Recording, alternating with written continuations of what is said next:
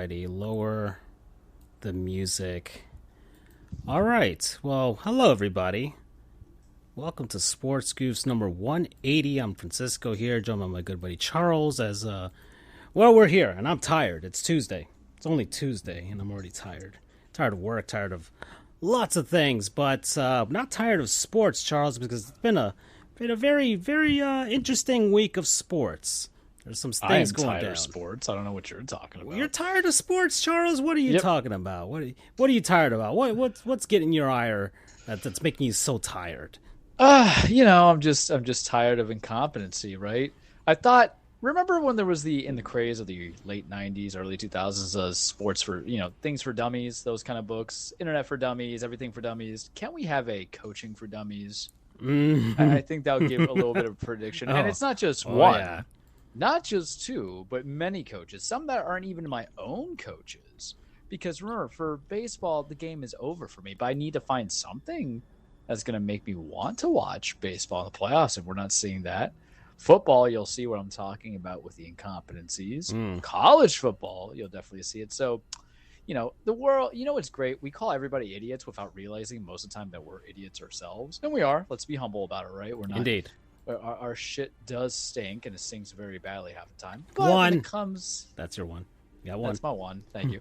You see, even I'm forgetting the new game that we have in here, which was, since the beginning of the new season, we just count our curse words in order to be professionals and better, because sometimes we forget that we're actually professionals. And God forbid, before a bar. Marvel Strike Force wouldn't like that now, right? Yeah, Marvel Strike Force Disney wouldn't like that at all. Though, granted, they used the F word in their Guardians of the Galaxy 3 movie, so I think we get away with something. Well, they can only use one. That's the rule. They can only use one. Yeah, but I think it's the only one they have. But the problem is, of course, of all movies, it's a James Gunn movie, and I would have been petty and not give him the F word, considering the fact that he's leaving. But Disney has to appropriately do it right, I guess, or Marvel or Kevin Feige. I don't know who's in charge anymore. They're kind of incompetent too. So that's the key phrase, incompetency. Even though I'm not incompetent lately, I think I've been more structured and constructed, even in this show. Season. Yeah. You've so actually given your analysis, but I feel like you're going to be a bit unhinged today, Charles, because I've titled this episode "Charles versus the State of Oregon." Yes. That is a very accurate portrait. So, music in the background today is from Devil May Cry 5. Mm-hmm. Yes. I am consuming that game right now, Charles, in the strangest of ways. I'm doing it through Amazon Luna on my Fire TV. Tell the world how that works out for you. So, much like the other cloud things, Xbox has xCloud.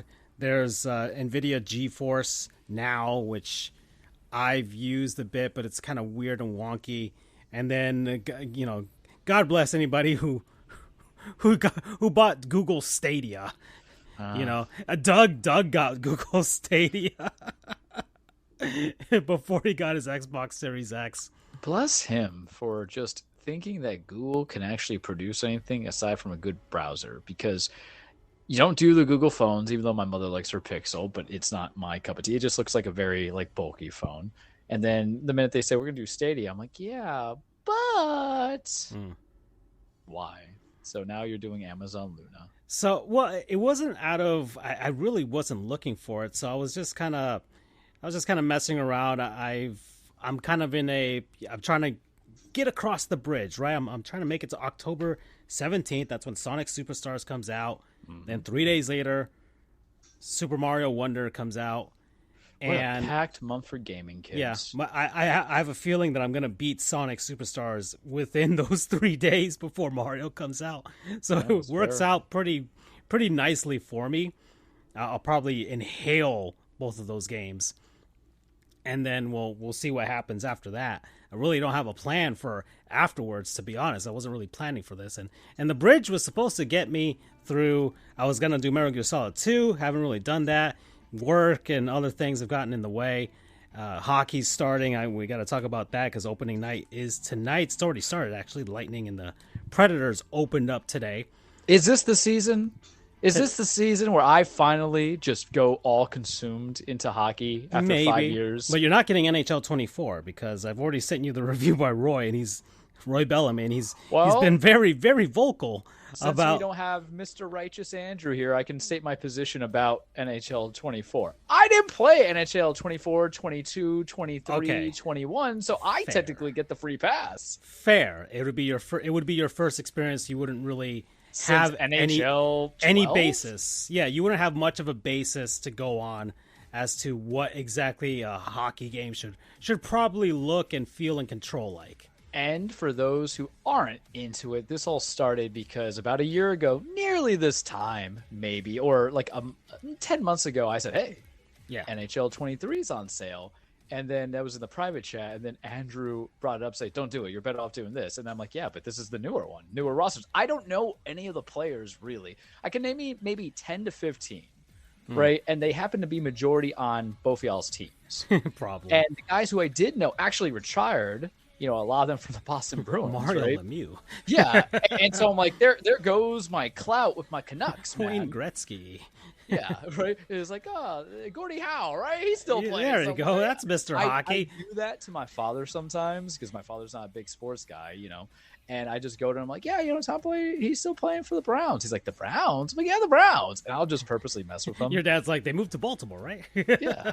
My father, he's like, I came from Colombia, and I was out starting a family when I was 15 years old, and like 1970 something. I don't know. Yeah, it's like what's she supposed to do, And my father is like the Colombian who doesn't care about like soccer because he understands it's a poor man's sport. There we go. And he was probably all sad when the FARC cartels. took his cousins and everything. So I was like, oh, okay. Well, yeah, so there's like the humor. So this is connected, and this is why you guys should listen to our older shows, such as just subscribe, Sports Goofs on Twitch, Francisco, for his little gaming channel, FJOJR. We're supposed to start actually gaming on the Twitch channel at some point, but we just haven't gotten to it. You know what the hard part about gaming on the channel? We have to kind of be. I like to be selective because I've been enjoying Resident Evil. I've been consuming it so much, but Yeah. I feel like I lose the intensity of a horror game if I'm streaming it. On a second playthrough, if you're joking and dicking around with me, and you'll be like, it wouldn't really make much sense unless I'm doing the experience with you. I'm just like, but even then, there's going to be a delay. Yeah. So you're going to get freaked out, and then I know, okay, something weird is going to happen. So that's the why jump I'll scare won't send you work like on clips me. sometimes so you see it. But there are games are out there that will be able to capitalize on. I have a couple of ideas of how to utilize the mini goofs. Like Mystery Goofs Theater is how I would talk about it, right? So there's like Mystery Science. So we'll have Mystery Goofs Theater coming Goop. But this goes into some of the prior episodes, so you can listen. We're on Audible, we're on Apple, we're on anything. Anything that you can listen to. Yeah, Anchor is the one I always podcast, Spotify. Like we're pretty much on everything at this point. So I've disseminated us across the world, just like Nick Cannon. So and Genghis Khan. Soon we're gonna get like that. And Francisco has done an excellent job, and y'all should, give him his subs that they want so badly. So this is the running joke for basically like a full season of it. And Andrew's like, don't do this because I think he's still playing NHL 22 or 21, one of the two. And I'm just like, the one with Steven Stamkos on the cover. So that's got to be. So like I think that's 21, something like that. And I'm just like, I don't know half of these players, so there might be people who are not in the league now on the same teams. I would need it for currency because I think that's the quickest way you can get any person to go. You're not gonna get. Yeah, you'll tonight. So let's get into it. Yeah, this is a perfect way, I am playing Devil May Cry 5. I'm 3 missions into it so far because I have a wired connection to my TV. The lag isn't really too bad or noticeable. Yeah. Last night it was, but I don't know if that was my dinky Bluetooth controller that I'm using because I can't use my Xbox controller. So it's disappointing. It's Bluetooth, so the Xbox doesn't.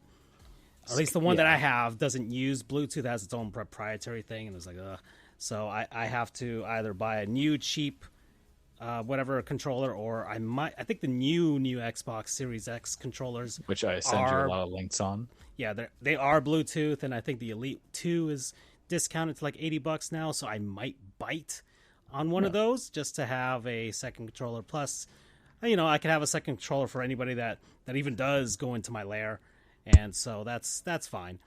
But yeah, anyways, it looks good. It looks good. It runs at it's 1080p. That's as high as it goes. Yeah. For Amazon. They don't do the 4K, but even then, it's not really necessary unless you really want to like. The game wasn't really released on a 4K basis. They had to do the update when the newer consoles came out. So 1080p is probably fine. And with a hack and slash, and I know some people are gonna lose their minds when I say this. What really matters more is the frame rate. Yeah, frame rate and control. So yeah, frame rate. That's all that matters. So, but either way, the frame rate has held steady. There's been very few hiccups while I played. The only noticeable thing that I see, and I think I'm gonna play with my video settings, is that there's a lag in the audio. So I'm seeing characters move their mouths after sound is coming out. So that's kind of like throwing me off during the cutscenes. Yeah, and that wasn't present in the original game. I can attest to that. Yeah, so it's very much a playing on that sort of basis, and you do have to mess around with your TV because all TVs should have like game modes, because games are so lag.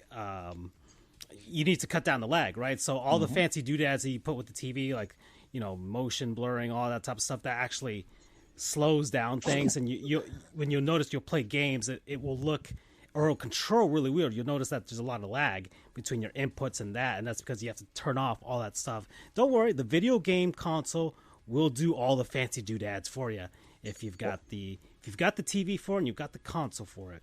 And Charles got the PS5, he's got Ramona, and I've got the gaming PC, and I have a 4K TV, so I should be fine with that. But I'm just you can get that OLED TV, the LG A2, $400-$500. Not yet, Charles. Not yet. I said that to my paralegal, and I looked. I'm like, "Don't be a pussy." Literally, curse word number 2. I don't say that word that often, but when it came to not buying into greatness, why would you not want to have greatness? I feel like Doc Ock. Anytime I got to Ramona, the power of the sun is in my hands. You can tell I'm ready for that Spider-Man, baby. So NHL starts today. Yeah, I guess we'll open with this before we have your case against the state of Oregon. But the big O, my ass. You faked it. Very exciting for me. It's nice to have something to cheer about again, because once again I watched the Dolphins out of hatred for the team that I actually like. But the Panthers start on Thursday. Hockey is starting. That's my bread and butter as well, Charles. I'm technically, yes, a media member, so I'm a lot more objective and rational when it comes to my hockey analysis and everything like that, because I've actually had to be, I guess, a journalist. That's weird to say. Sounds about right. I'm a journalist over here with the avatar of a guy in a Sonic costume, but I mean, it's better than Bill O'Reilly saying that he's a political analyst. It's better than Mike Greenberg. Oh, well, I mean, I think we ended the season talking crap about Mike Greenberg, and then lo and behold, it continues, because I saw that clip that you sent. I was just laughing. Yeah. Was like, what? So in any case, hockey season has started. The Marlins lost. we'll get that out of the way. Get out of the way. The Marlins lost. They only scored 2 runs in 2 games, and were outscored 11-2 versus the Phillies. The game 1 wasn't that bad. They only had 1 really bad inning. Aside from that, the Marlins just ran out of gas at the end. We don't have Sandy. We don't have Erie. Luis Arias was literally playing on 1 foot. And Jazz Chisholm Jr. was playing with 1 less toe. So every time Jazz tries and he prevails, I think of the Black Knight from Monty Python, just but a scratch, because he was in and out on the IL for like all season. Yeah, so but kudos. Somehow he's like in 80 games he was still able to scratch out 19 home runs and 20 stolen bases. That's the Aaron Judge logic, where he was gone for basically a third of the season. The man had like 35 home runs, and you're like, oh man, if he stayed healthy, he would have broken his own record. Unlike a certain Japanese phenom that everybody said was supposed to be the guy, someone who was supposed to do something, and he's just wasting away in Los Angeles. Well, he's a free agent, so you better not badmouth him too much now, Charles. We have no chance. If he goes to Boston, they don't even. What? Please. All right. Well, in any case, the Marlins lost. I got really melancholy over this last week. It was kind of sad. I was really in my feels. We saw Charles. each other, kids. We'll talk about the Goof experience. The reunions. Indeed, but he was sad.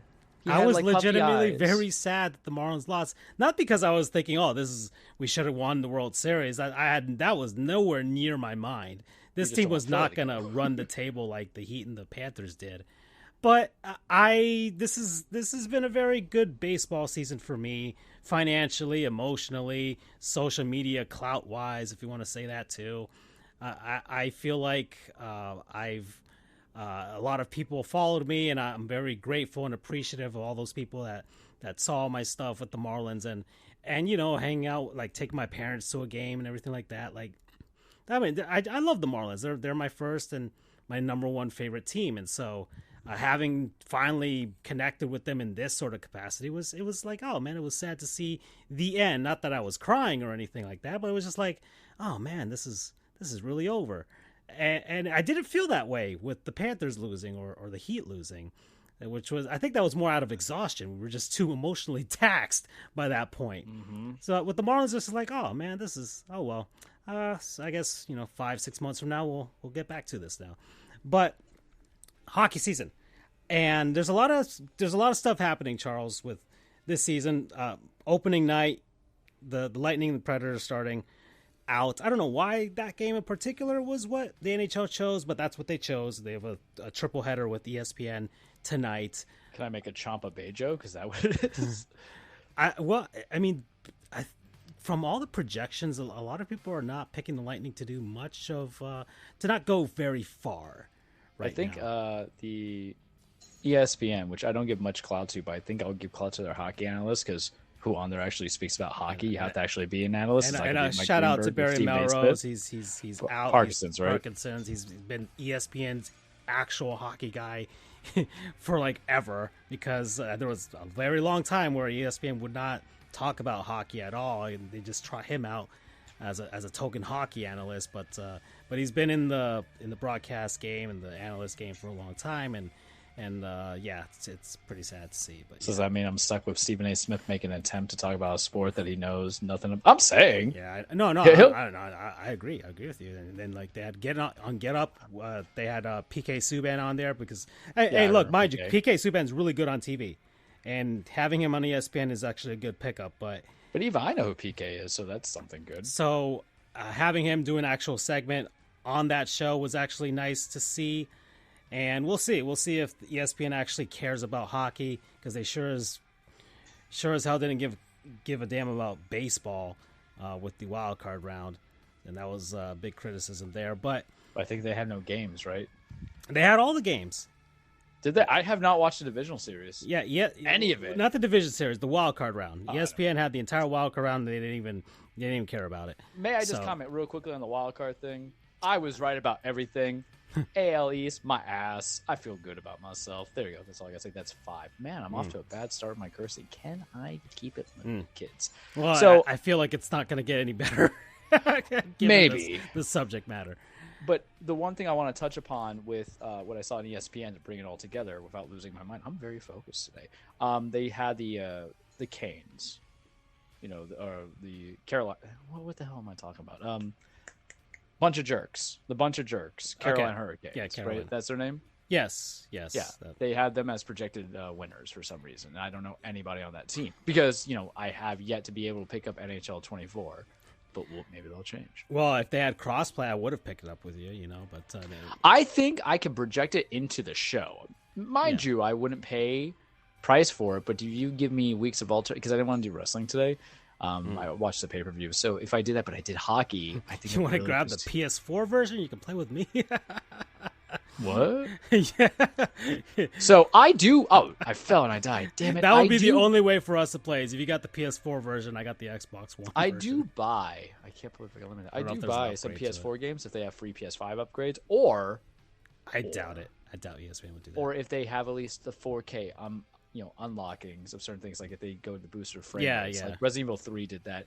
Like Outriders on the Amazon deals, which might be the second half of the game of our show, where I just look at the deals, see if I want to have a free PS5 upgrade for $7.50. That's the game. I'm like, yeah, sure, I'll buy anything for $7. I heard it was okay. It just might be a mindless shooter that I play during the show. We gotta diversify our stocks, kids. Not everything can be just arenas and Sifu and wrestling, even though that's a good time. So they have the Carolina Hurricanes, and I think my problem is I was thinking Miami Hurricanes, so I had a mental fart.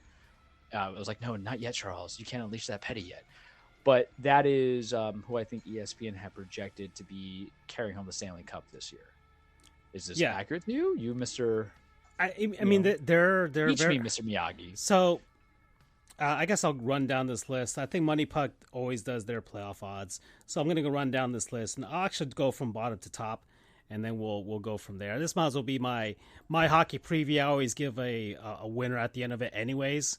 And the season has started, and I do have to get back into hockey. I've only had 7 days, Charles, to prepare for hockey. I've been so entrenched in baseball that I have no idea what was going on with the offseason for a lot of things.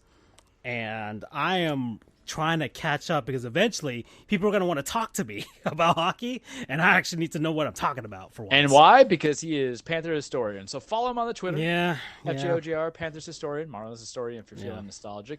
Follow him regular, on sports_goof. Charles the True for me if you want to. I'm trying to be more inclusive, but you know what the thing is? I try to. There's some people that I like in the Twitter, Public Enemies, Humble, and a few other ones. But I don't like really commenting.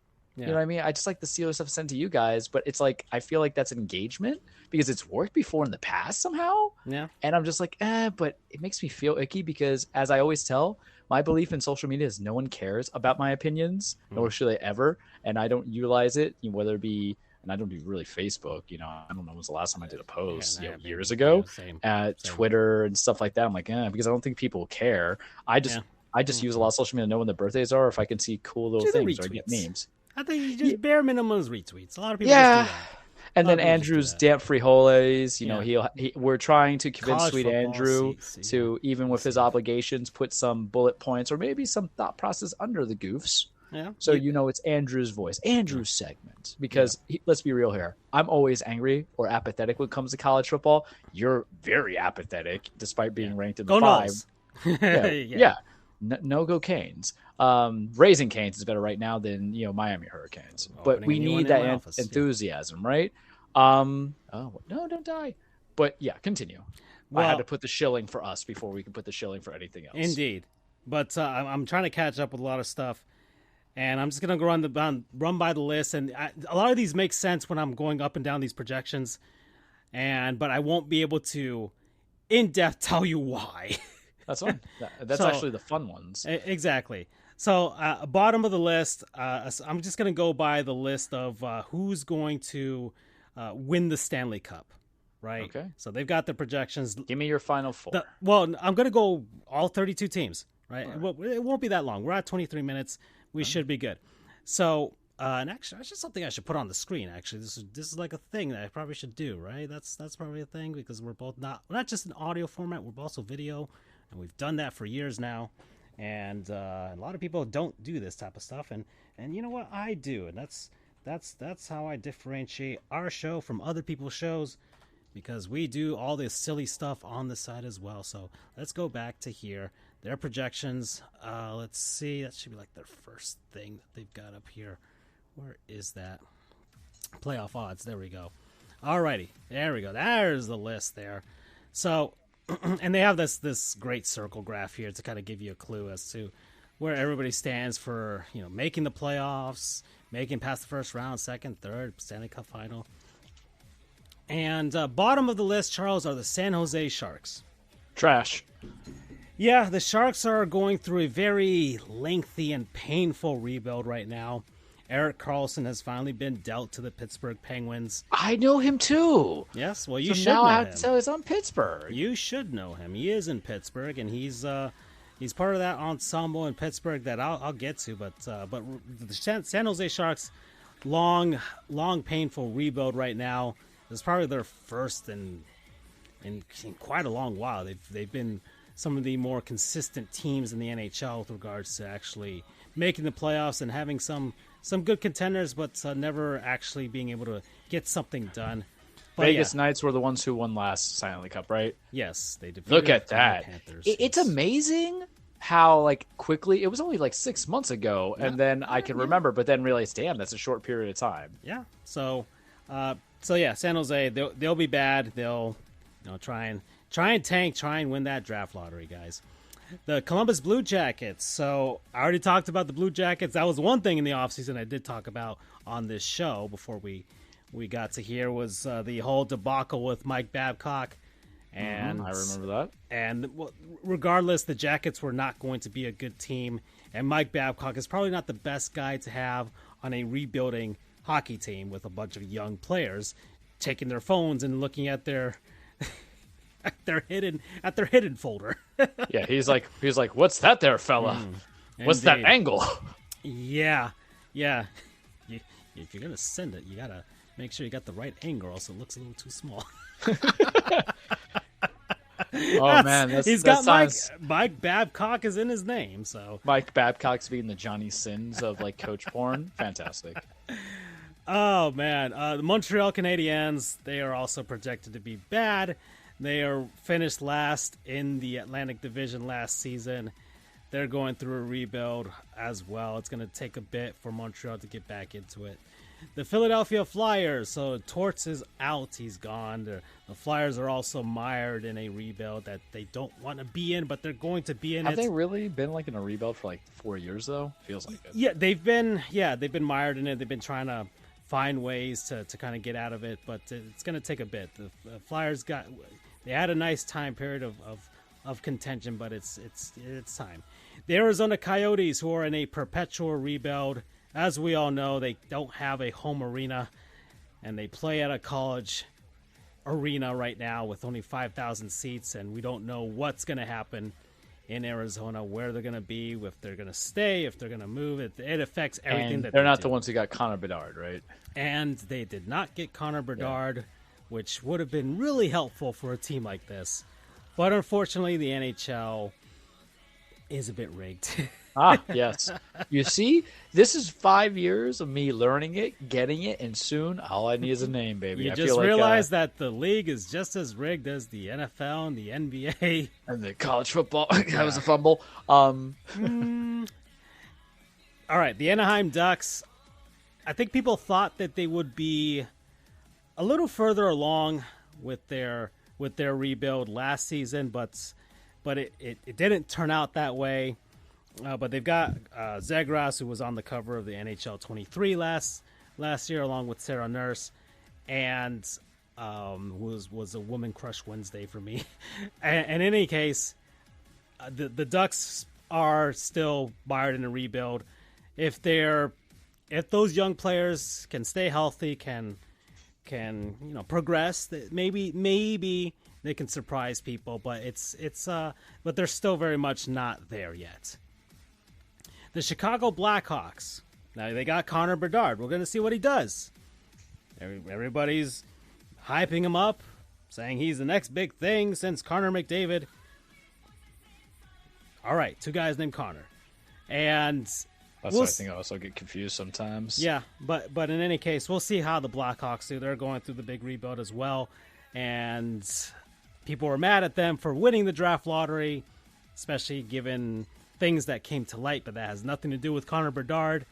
We'll see, and the Blackhawks are finally entering into the post-Patrick Kane era, the post-Jonathan Toews era of Blackhawks hockey, and it'll be interesting to see.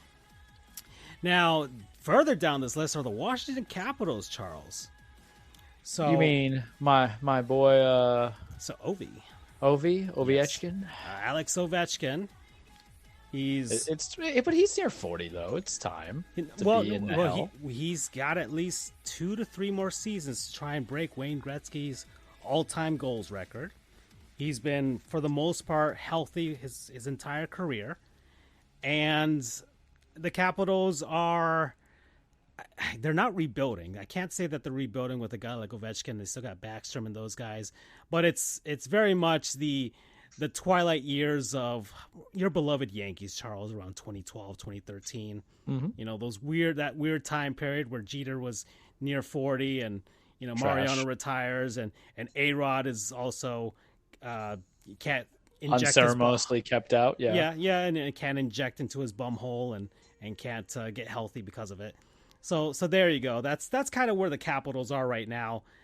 Possibly, like if everything goes right for them, guys stay healthy and they've got all these veteran players, sure, they can sneak in and be a sixth seed in the playoffs or something like that, or an eighth seed. Sorry, an eighth seed, a second wild card spot in the playoffs. But people are not projecting them to win the Stanley Cup. It'll be a long shot if they do, but that's where they're sitting at 0.7% of actually doing it. The Detroit Red Wings, I was a bit disappointed by them last season.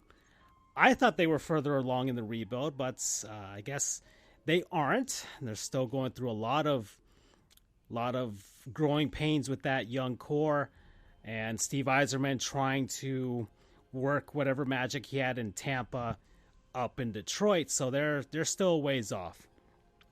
The St. Louis Blues are also in a transition period from their cup-winning team back in 2019. A lot of new faces, a lot of old faces that were significant, like Vladimir Tarasenko, are gone, and it's a transition period for St. Louis, but they're not. It's not completely dead. They've got a 24% chance of making the playoffs, so it's still pretty much a team that, hey, if things go right for them, if they get some great performances out of some guys, find some surprise pieces or what have you, maybe they can do something with it. The Nashville Predators. So last season the Predators sold at the trade deadline. And everybody was like, "Oh, well, all right. Well, Nashville's packing it in. They're not going to go for trying to make the playoffs as a fringe second wild card spot, and final seed. And they'll start this rebuild. Everybody's been saying that they're going to start for the longest time. And lo and behold, the Nashville Predators missed the playoffs by like 2 points. Oh, that's heartbreaking. Which, but it seems to be the way that Nashville's been doing it. So they might not want to do a full-on rebuild. They'll probably just be doing the retooling, which is a rebuild on the fly. All right, some pieces go out, some pieces go in, and then they can kind of stay relevant and every once in a while kind of get that flash of being back to prominence that they were for quite a while in the mid to late 2010s. And I mean, it's a very well-run franchise. Barry Trotz is now the guy at the helm as the GM for the Predators. So we're going to see how he does in his first actual season as an executive, because he's been, the head coach for the longest time. Won the cup with the Capitals and was the Predators' like only head coach in their franchise for like 15, 16, 17 years or something like that. So. We'll see. We'll see how things go in Nashville, but it's still a team that somehow finds a way to put it together, because they've been really good at player development and scouting, and somehow they find a way to kind of stay in it when you don't think they're going to stay in it. The Buffalo Sabres, trash. Nah, hold on, Charles. Weren't they used to be trash? Oh, they used to be trash 2 seasons ago, right? But they missed out on the playoffs from the Panthers by like a point last season. Yeah. Still trash if you're going to hold on to moral victories, but I digress. Well, after like a decade of not making the playoffs, that is something, Charles. They New York Jets did. Gotcha. Well, even the Sabres are not as bad as the New York Jets.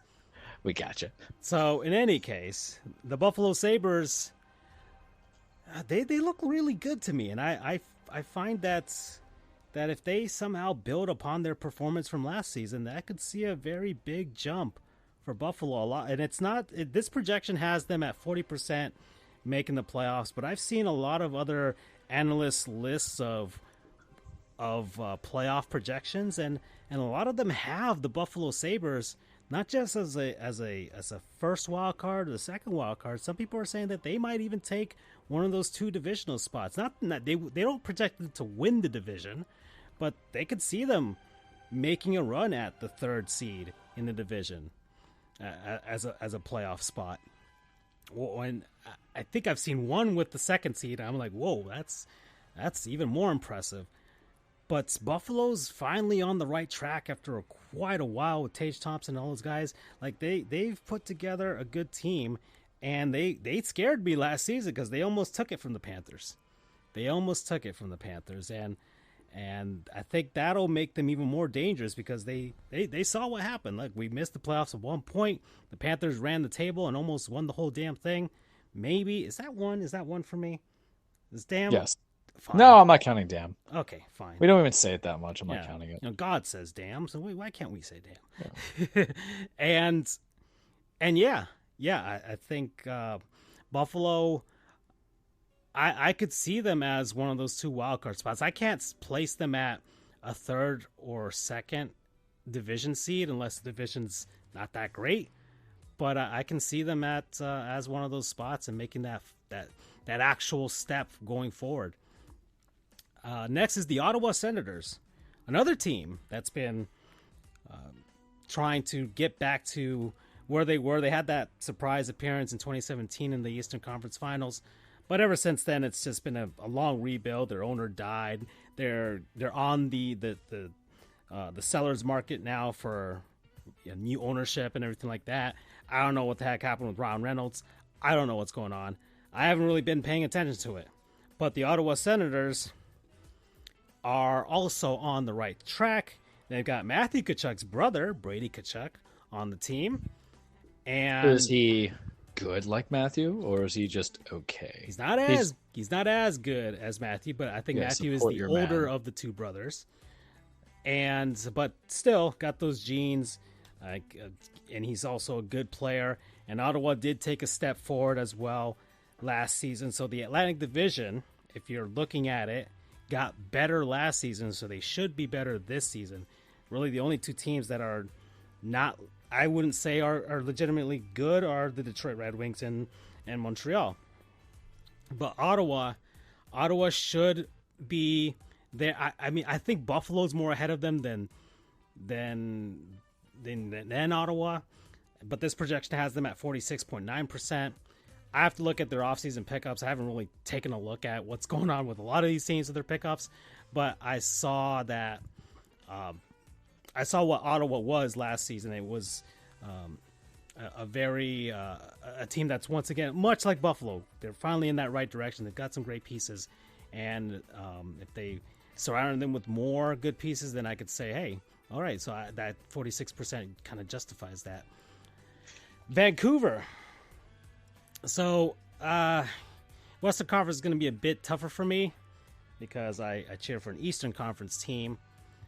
But, Vancouver is also, I think last season they disappointed more than anything else. I think a lot of people had them projecting to be better. And they had a not great season. They were kind of disappointed. There was a lull.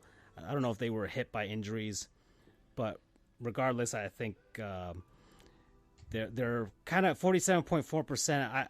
I can see that because I think last season was kind of an anomaly with Vancouver. I think they were pretty much just not healthy, and their young players just couldn't handle that. They couldn't handle that very well. So I think 47% is a good projection for Vancouver. So that's a fringe second wild card if they are projected to, if their trajectory is what people thought they were last season. I think that's a reasonable spot for Vancouver. Next are the Tampa Bay Lightning at 51.5%, Charles. Really? That big of a drop? It is a big drop. And I'm kind of surprised by it, to be honest, but I can see some of the reasoning.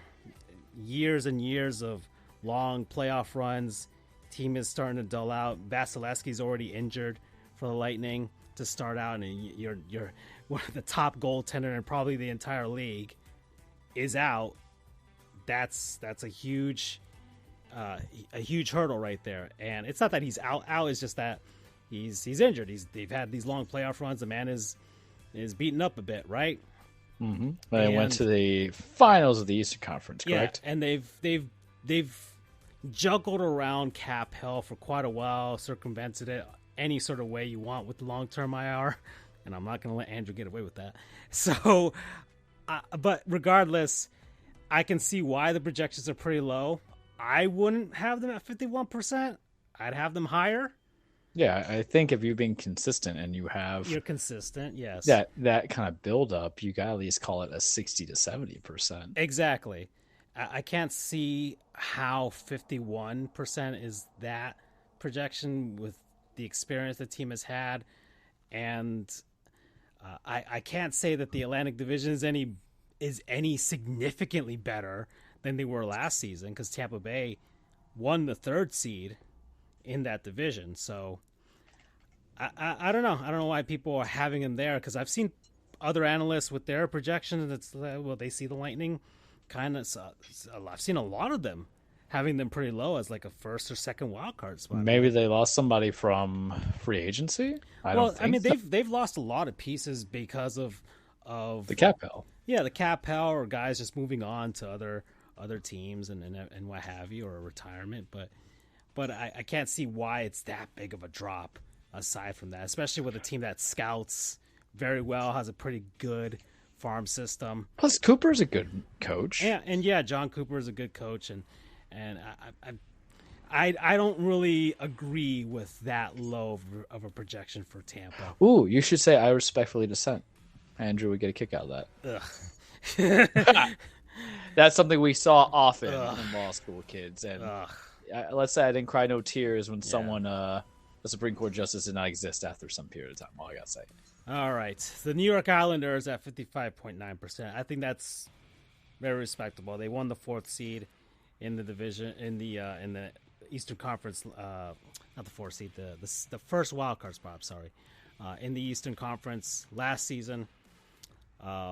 Good hockey team. They should be right there. They could probably move up a bit depending on how New York and everything does.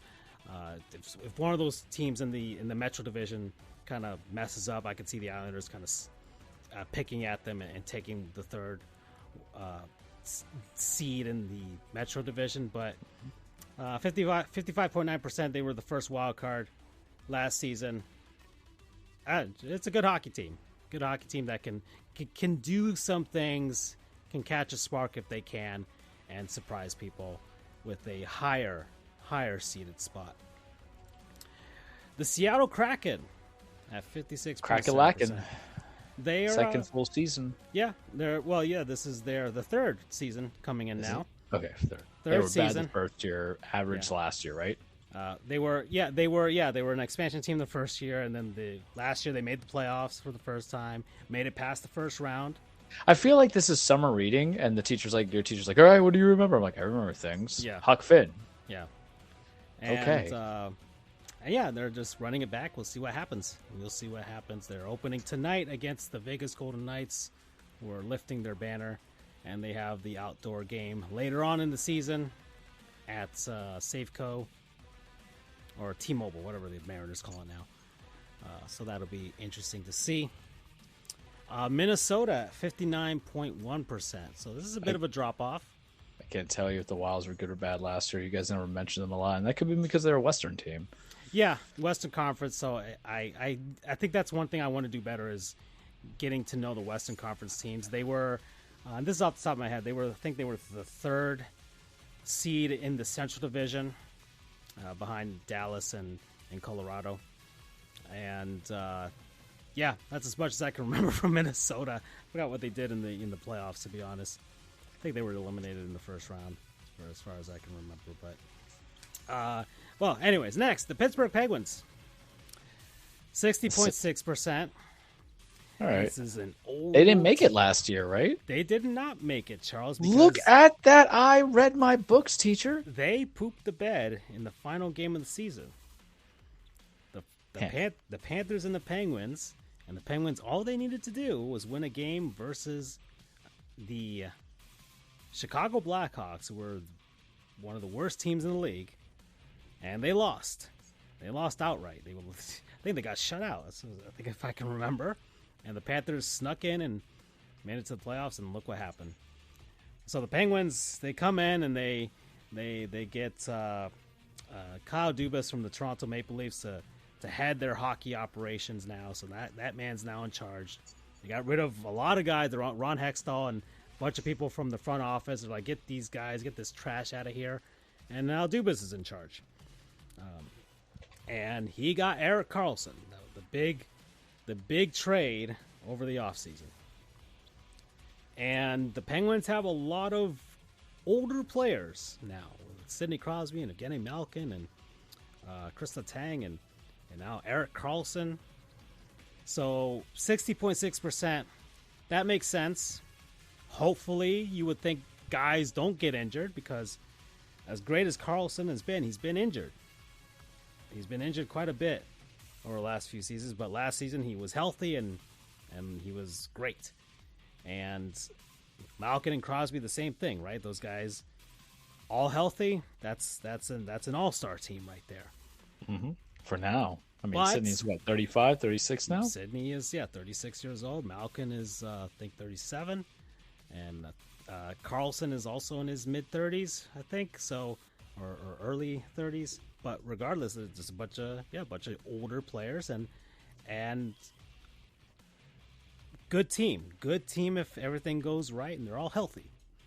But guys get down with injury and suddenly that 60%, I can go down to 50%, right?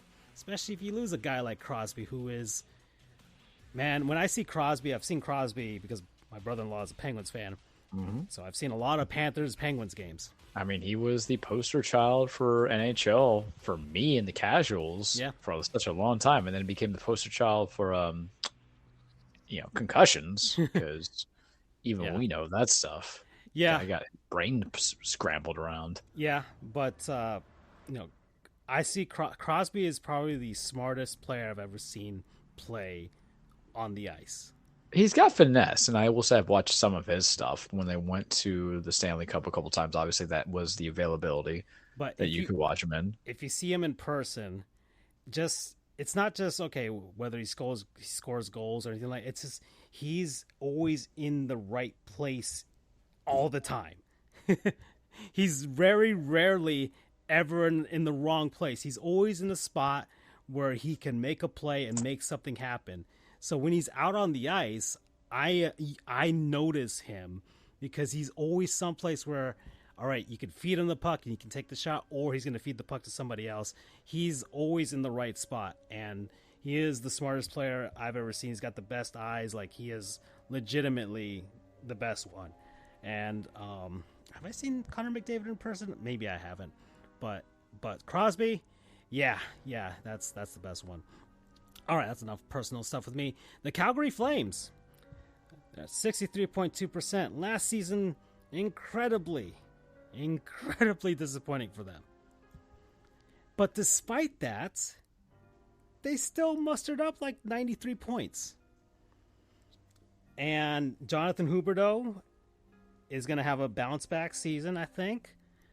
He's no longer under Daryl Sutter's incredibly antiquated. That former Jonathan Huberdeau, who was once part of Panther lore. Yeah, traded for Matthew Tkachuk in a trade that the Panthers won and did not lose, Andrew.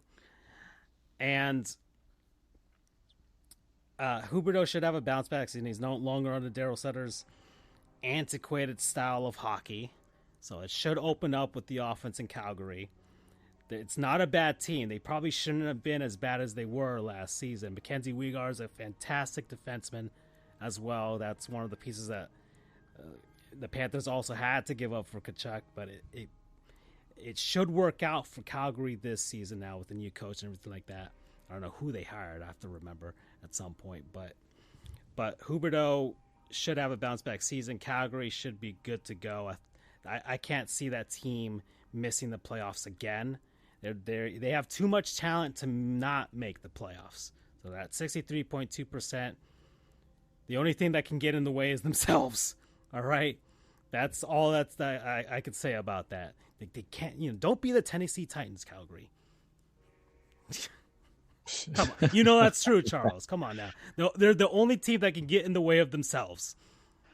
I mean, I have comments on that for the petty train, but yes, being unable. It's not even being able to evolve. It's not keeping up to the current times will affect any team. Yankees included. Oh, the long ball. When hitters don't hit, you need pitching. All right, the Los Angeles Kings. Good hockey club. rebuild went swimmingly now. Rebuild on the fly more than anything else. It wasn't very long for the Kings to get out of that. So it's a good, solid hockey team. I can't see them missing the playoffs either. The Pacific Division's pretty good. A lot of good teams, including the Stanley Cup champions as well. So it should be very competitive. There's not really much bad in that division aside from Arizona and Anaheim. So the LA Kings should be good to go. Oh, and the Sharks too. The Sharks are bad. Sorry. So that division, once again, they could realistically send 5 teams to the playoffs. That's how good it is. All right, so Winnipeg. So the Winnipeg Jets, they made the playoffs last season. And I don't know much about Winnipeg's. just to be realistic, everybody. I don't really pay too much attention to Winnipeg at all. Much like lots of people on Earth. Yeah, this ain't like the New York Jets that for some reason aren't always on my Twitter feed. Yeah.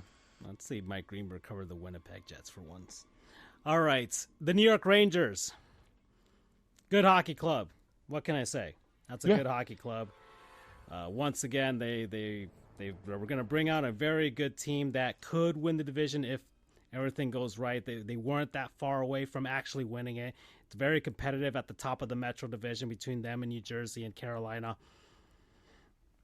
And they got great pieces and they could realistically win that division. It's not that far-fetched of an idea.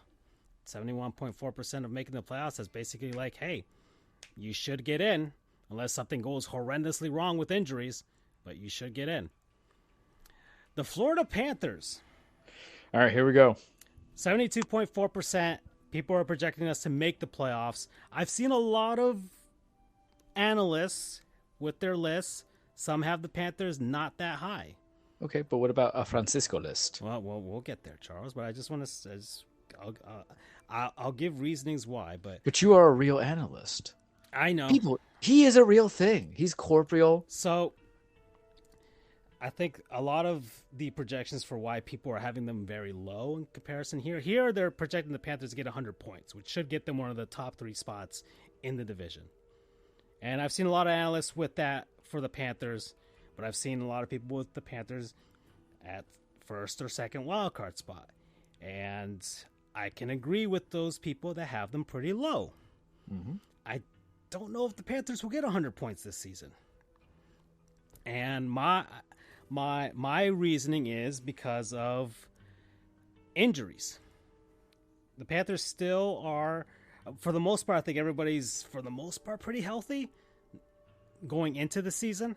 But the Panthers are bringing in 10 new players this season compared to what they had last season with the Stanley Cup Finals run.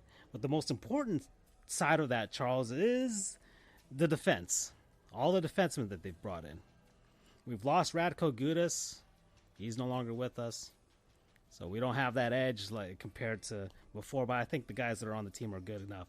But there's 2 very, very big players that are not going to be with the Panthers for for 2 or 3 more months, Charles. And it's Aaron Ekblad and Brandon Montour. Ekblad has, when healthy, can be one of the best defensemen in the league. There was one particular season, and I think if he had been healthy, he would have won the Norris Trophy as the best defenseman. But unfortunately, he always seems to find a way to get injured. And that's kind of been the knock against Ekblad. But I still support the man. I think that he is one of those big pillars for the Panthers. But the fact that you kept him instead of a lot of the other guys, Huberdeau exactly. Yeah, I mean, that was some of the people were tossing around those names. You don't get rid of Barkov, you never get rid of Barkov, but it was either Ekblad or Huberdeau. Which one of those 2 are you going to sacrifice to make the team better? And it was Huberdeau in this case. But Ekblad, when healthy, can be one of the best defensemen in the league. We'll see what happens when he does get healthy. Brandon Montour is the same thing. He is also one of the best defensemen in the league. He's had fantastic growth for the Panthers and was absolutely critical to them as far as, especially on the score sheet. with the offense during the Stanley Cup final run. But he's also injured, and that's your top 2 defensemen gone. And you're bringing in a bunch of other guys like Alvin Ekman Larson. You almost said Ekman. Yeah. And defensemen need to get used to, the defensive scheme of Paul Maurice. And remember, the Panthers' defense was pretty bad. So how to start the sidebar season last season? Because we never did this on To Learn a Groove, or not last season, but when we originally did this. You know my belief that there is no such thing as scheme and systems in basketball. Plain and simple. I know there is, guys. I know there is. Please do not think I'm like a talking head. But sometimes the players just got to play. There's concepts and philosophies and stuff like that. Basketball, I feel like there's no defensive, and I always love when they brought in like a defensive-minded coach. Like Tom Thibodeau is a defensive-minded coach, really? Because I wouldn't put my starting 5 for 42 minutes. But what do I know? And baseball, really, you scheme around who your pitchers are, the hitters. If you have intelligent coaches and managers, I don't know what that looks like as a Yankee fan. So whatever, there are schemes in football. Let's go from there. But in hockey, learning new systems, learning new people, stuff like that. What is it that they're educating players on who've been doing this professionally for a while? I mean, it's chemistry, one, with your teammates. That's always number one, I think, more than anything else. 2, it's positioning and how exactly you're going to handle the puck in certain situations, right? Some teams are depending on, I think they have 3 guys back or 2 guys back, just depending on how they kind of situate their schemes. And it also depends on your goaltender as well. I mean, if you've got a Vezina level goaltender in front of you, you're going to rely heavily on them. Your defenseman can kind of worry about moving the puck along on the boards or anything like that, and just letting him see whatever's coming in the middle. Getting the sticks on the ice, it's a pretty much that, but I think it's an intensity thing as well. Some coaches are just defensive heavy. You're very intense on the defensive end, trying not to allow any shots or anything like that. While other coaches, there's shots all over the place, but you're trying to get the puck moving out of your zone as quickly as possible. So it depends okay. on that. But the Panthers took a while to learn Paul Maurice's style of defense, and you didn't really see it until like that last month of the regular season and in the playoffs. Well, but if they learned it at the right time. Even then, it took a lot of puck luck. And that's another thing with hockey. You can have all the defensive scheme in the world, but there's a lot of variation with that puck, and sometimes things don't go your way. So there's very much luck-based when it comes to hockey, which I would assume would make it a great sport for gambling, which is what the NHL is trying to do, much like all the other leagues. You know what I mean? But yeah, I don't know if I can see the Panthers doing that. The defense is suspect until mid-season, I would say. And then you're going to have another mad dash to the finish like we had last season. 100 points, I don't know. I would put them at 95. The team's not bad, but they're going to have to do a lot of catch-up when it comes to that. Unless they prove me wrong, when maybe these guys get the system pretty quickly, especially with all the forwards and everybody else getting used to it. But also the goaltending is also still a bit suspect. Spencer Knight is not starting off the season with the Panthers. He's down in the AHL because he needs to continue working on his craft. He's still 22-something years old, so he's young. And Sergei Bobrovsky, who had a resurgence during the playoffs, is still kind of so-so to me right now as far as the regular season. Because remember, he wasn't the one getting the Panthers into the playoffs. It was Alex Lyon. He was doing pretty bad. He was not your Bobrovsky. He was not your bro. Yeah, and Lyon's not on the Panthers roster anymore. He's moved on. And, yeah, where did he go? I think he went to Ottawa or some weird place like that. Anyways, the Colorado Avalanche, right ahead of Florida, 99.1%. I think people are seeing a bit of a regression for Colorado. They won the Central Division last season. They won the Stanley Cup 2 years ago. Indeed. They did win the Cup 2 years ago, Charles. So I don't see the Avalanche It's still at 99.1%. That's still good enough for second or third seed in your division. Do you think, and this is not a shot at Andrew the Lightning, but do you think the idea that you can go for a three-fer as a representative of whatever conference you're at really diminishes the idea of how to analyze and the expectations of defending either runner-ups or champions? Because it's very rare for them to always kind of be in that gig. You know what I mean? Yeah, but I mean, it is very rare. I mean, the Houston Astros are another team that you can be like, hey man, they're always there, always in the American League Championship every year. We're trash. But Colorado is also a team that can do that. They've been. I've always chosen them as a Western Conference finalist. And do they not? They're the ones with Connor McDavid, right?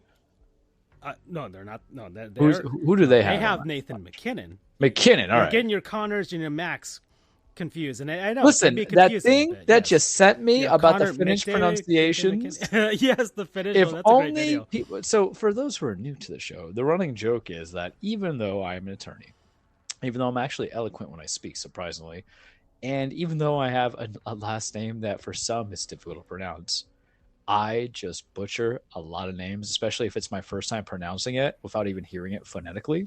And a lot of times that happens either when we're talking about New Japan Pro Wrestling or hockey players. So, yeah. And I have nicknames for people. It's the same way of me watching Bleach, where there's all these characters, and I'm like, how the hell am I supposed to say Xylosporo? And that's a real character, Xylosporo. And I'm like, Xylosporo? I'm like, Notoria? So I just have nicknames. Pink Hair Scientist, Tori. It's just terrible. So I'll make nicknames for these people, and they're like, "What are you talking about?" I'm like, "Oh, that guy." Okay. Yeah. But yeah, that's Colorado. They should be fine. All these top teams now where it's like, yeah, these guys should make the playoffs, barring some disaster. The New Jersey Devils, who had a big leap last season, suddenly looking like, hey, they've got all the young core is good. You got the Hughes Bros. Fantastic for them, and they should make the jump. They should make the jump. They weren't that far off from making that Eastern Conference final, and yeah, that's a team that should be good for quite a while. Moving on here, so New Jersey has done a fantastic job with their rebuild, and now it's finally hit. It's finally hit better than what's going on with the Baltimore Orioles. Oh man, that makes me feel so good. All right, the Boston Bruins. So a lot of people retired. Well, yeah, yes, some big guys retired from Boston, and Krug and Bergeron, and it's a new era, but Brad Marchand is still there to lead the charge from here on out. But it's still a team that's not going to fall far off. They're not going to have a historically great season again. That's very much near impossible, and now I think a lot of teams are looking at it like, do we really need to have a historically great season we just need to get in the playoffs and then be historically great. We just need a win in the playoffs, which is what they did not do. Yeah, so, take the Philadelphia Phillies mindset, except not choking away the last 4 innings of the game. Mm-hmm. And just, hey, get in, and that's it. We don't have to make all these records in the regular season and then completely poop the bed, which is what Boston did. So to much of my delight, for sure. But it's a new season, Charles. I'm back to being a rational analyst. You know what else is rational? Not changing Strike Force. Well, yeah, but not changing the Boston TD Garden Wikipedia. Getting banned from editing, We never did any of that. No journalistic integrity from me. Oh, boy. In any case, yes, the Bruins should be fine. That's still very much a dangerous hockey club. I'm surprised there are some people having them at lower in the first or second wildcard spot. I don't see how that's possible. The Dallas Stars. Dallas Stars are good. They have a great young goaltender, and they might win that division in the Central, and are, once again, another team that should contend for the Stanley Cup. I like Dallas's team very much so, just as long as Jamie Benn doesn't screw them over with being a dick on the ice. That's 2. That should be fine. Are we counting dick in that way? Yeah, because you're you're calling it, yeah. I don't know, man. I'm, like we need to talk about terminology. Way. I'm saying it in an insulting way. I'm not calling him like Dick Van Dyke. It's just really like it's really. But I'm talking about Dick as a phallus. Like if you say S my D, if anybody sees semi-pro, here you're saying. But isn't that you're calling him a jerk with salt? I don't know. I count it. I'm counting it for myself. Okay, we'll let you count it. Fine. Gosh darn it. All right, the Toronto Maple Leafs. There. You talk about people who blew their load too early. Yeah. You see, it's not a curse, but it's a way of using it, kids. They're at 6.9% chance of winning the Stanley Cup here. Of course, 80% to make the playoffs, and they should make the playoffs. But it's not just about making the playoffs for the Leafs anymore, Charles. They made it past the first round for the first time in forever, and they were excited. They wanted Florida, Charles, and the Panthers. They gave them Florida, all right. So now... all 90-degree balls hot weather. So it is October, man. You don't believe in global warming? I'm literally sweating to death here. Jesus. So the Leafs really have to do something this year, Charles. So here's my question. When you say you're playing for keeps in these high-end championship games, but if you have nothing worth keeping, what's the point of setting these high expectations? Because that's been the running joke for 5 years. The Maple Leafs, out of all the Canadian-based teams, are always the one who are closest to helping bring Canada back a Stanley Cup trophy than ever. We don't talk about the Winnipeg Jets. We don't talk about the Ottawa Senators. We don't talk about, the Oilers and all that stuff. It's always, when it does come in reference, it always seems to be the Maple Leafs. Mind you, this is what I remember.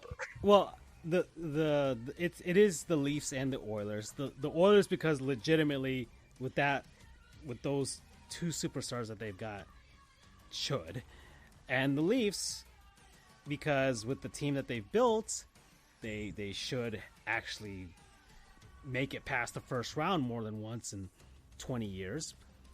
And they've signed their superstar, Austin Matthews, to a long-term deal, so he's there. He chose to stay there instead of going home to Arizona, which was, as much as it seemed like a long shot, was probably the second best possibility for him, was to go back and save hockey in Arizona, which would have been a miraculous story. But he chose to stay in Toronto, the center of the hockey universe, much like the New York Knicks think they're the center of the basketball universe. But the Leafs actually have the team to back it up. And I can't say much else other than, yeah, they should do that, but what's going to go wrong and how are we going to laugh at them, and how many more memes are we going to get from it? It's probably going to be first round exit this time. And that's why they want to win the Atlantic Division. It seems like that's the ultimate goal for them, is to win the Atlantic Division, because then they don't have to contend with the Boston Bruins or the Tampa Bay Lightning, who've been their daddies over the last few times. The Panthers became their daddies last season, so they don't want to contend with even Florida. Could you even say that they became the daddies, or the guy who stayed over mom's house and then took your fruit juice the next day? Either way, you want to say it. That's probably a funnier way of describing it. Well, because the whole time, I say it that way because no one ever gave you guys that belief that they could do that crazy run. The expectations in the East. I don't know what I feel like Andrew's just using some psychic powers to get me to even analyze this stuff. Even then, like the Panthers in the regular season were still able to contend with both Boston and Toronto. So it wasn't like they swept us during the season. It was like 2-2. In the preliminaries, though, for the last couple of years, the idea that the Eastern teams that were really going to be any big competition was going to be Tampa, Pittsburgh, and then Rangers, from what I recall the last couple of years, right? Maybe the Islanders. Yeah, it was one of those New York teams. But the idea, that's why I think the arrogance of that Maple Leafs fans of give me Florida, happened. So that's why I'm going to use, he stole my drink. Mom, he stole my Capri Sun. Well, I mean, but at the same time, I was objectively looking at the Panthers matchup against Toronto, I was like, well, this isn't going to be a blowout. That's just based on what they had done during the season, and especially with the Panthers in a lot of transition, because the Leafs have they were pretty much the same team they were the entire season going into the playoffs. And the Panthers transformed into their final form during the playoffs and beating Boston. But this isn't even my final form. Yeah, exactly. And then, well, at third are the defending champion Vegas Golden Knights. And yeah, I mean, that team didn't lose many pieces from their Stanley Cup final run. They're going to, for the most part, run it back. There's not really much stopping them from doing it again, aside from, well, maybe a team ahead of them right now in this list. And yeah, gosh, man, now that we're months out since it, Charles, because there was a lot of hatred coming out of me for Las Vegas and Golden Knights. Yeah. And now I'm looking back and I'm like, I can't really hate that team. You have been exercised. I can't really hate that team. They're a very solidly built franchise. They ran the team incredibly well. The Vegas fans, as much as they're all brand new, they're all like, there's not really much hatred coming from them or anything like that. And the only people who are really hate them are just people in like Toronto that are just jealous that they got theirs in 6 and they've been waiting 50 plus years to get one, you know? I really can't hate Vegas and what they've done. So yeah, but they're up there at third, and yeah, that's a reasonable spot to put them at, that or top spot. Either way, they have all the capabilities of running it back. All right, the Carolina Hurricanes. So let's try this again. And now for something completely different. So the Hurricanes have been here time and time again. It seems like they just can't find a way. And last season was probably the most frustrating way for them to lose in the playoffs because first round bounce out. No, they lost to the Panthers in the Eastern Conference Finals. Okay, I don't remember that one. And they lost all of those games by one, or I think Game 3 was by 2 goals. But were they the ones who went to like OT and double OT? Yes. That was a few. All right, quadruple overtime game against the Panthers. And Francisco was literally overtime in Game 2. Even your eyelashes were going gray out of anxiety. And then Game 3, the Panthers were able to win, at least not by 1 goal. And then, of course, 4 seconds to go in Game 4, and they got swept. So any other circumstance, the Carolina Hurricanes, just one bounce here and there, and it would have been them in the Stanley Cup final against Vegas. So that was probably the most frustrating thing. So they're running it back once again, Charles, because they are very, very close to doing it. And I can see why they're at the top of this list, but they've got to finally get through this window somehow, some way. So they're the Buffalo Bills of hockey right now. Essentially, because they're sitting on it right now. They're at the precipice of finally doing the thing. Just something always gets in their way. And last season, it was just the Panthers got hot. They got hot. They got the bounces, and Matthew Tkachuk it was Matthew Tkachuk. It was him. It was him. And finally, the Edmonton Oilers, the top spot. 7.9% chance of winning the Stanley Cup. And yeah, 2 superstars, Draisaitl and McDavid. They have Connor McDavid. Yes. And they have Andre Draisaitl. And, making it to the Western Conference Final. And they're a team that is also kind of just been knocking on the door. And they should be here. They should actually contend for the Stanley Cup, but they just haven't. They've always found a way to kind of poop the bed themselves, much like Toronto. And yes, the dream for Canada would be Edmonton versus Toronto, but I don't want that to happen, Charles. Yeah, we're not like Hank Hill. I need the memes to keep going. So yeah, that's my hockey analysis, Charles. All right, so what's the? We're an hour and 15 minutes. Give me your final 2. Final 2 Stanley Cup final between the New Jersey Devils and the Dallas Stars. Interesting. Yeah. All right. I think we're going to see Ottenberg become the next coming with regards to goaltending. And the New Jersey Devils core is going to finally make that next jump and get it together because I really like what they're doing. And their head coach is certain Andrew Burnett, who coached the Panthers not too long ago. It's a historic amount of goals scored and everything like that. It should be interesting with the Devils. And yeah, that's my pick. As much as I want it to be the Panthers, I find it very difficult unless they find a way to do it again.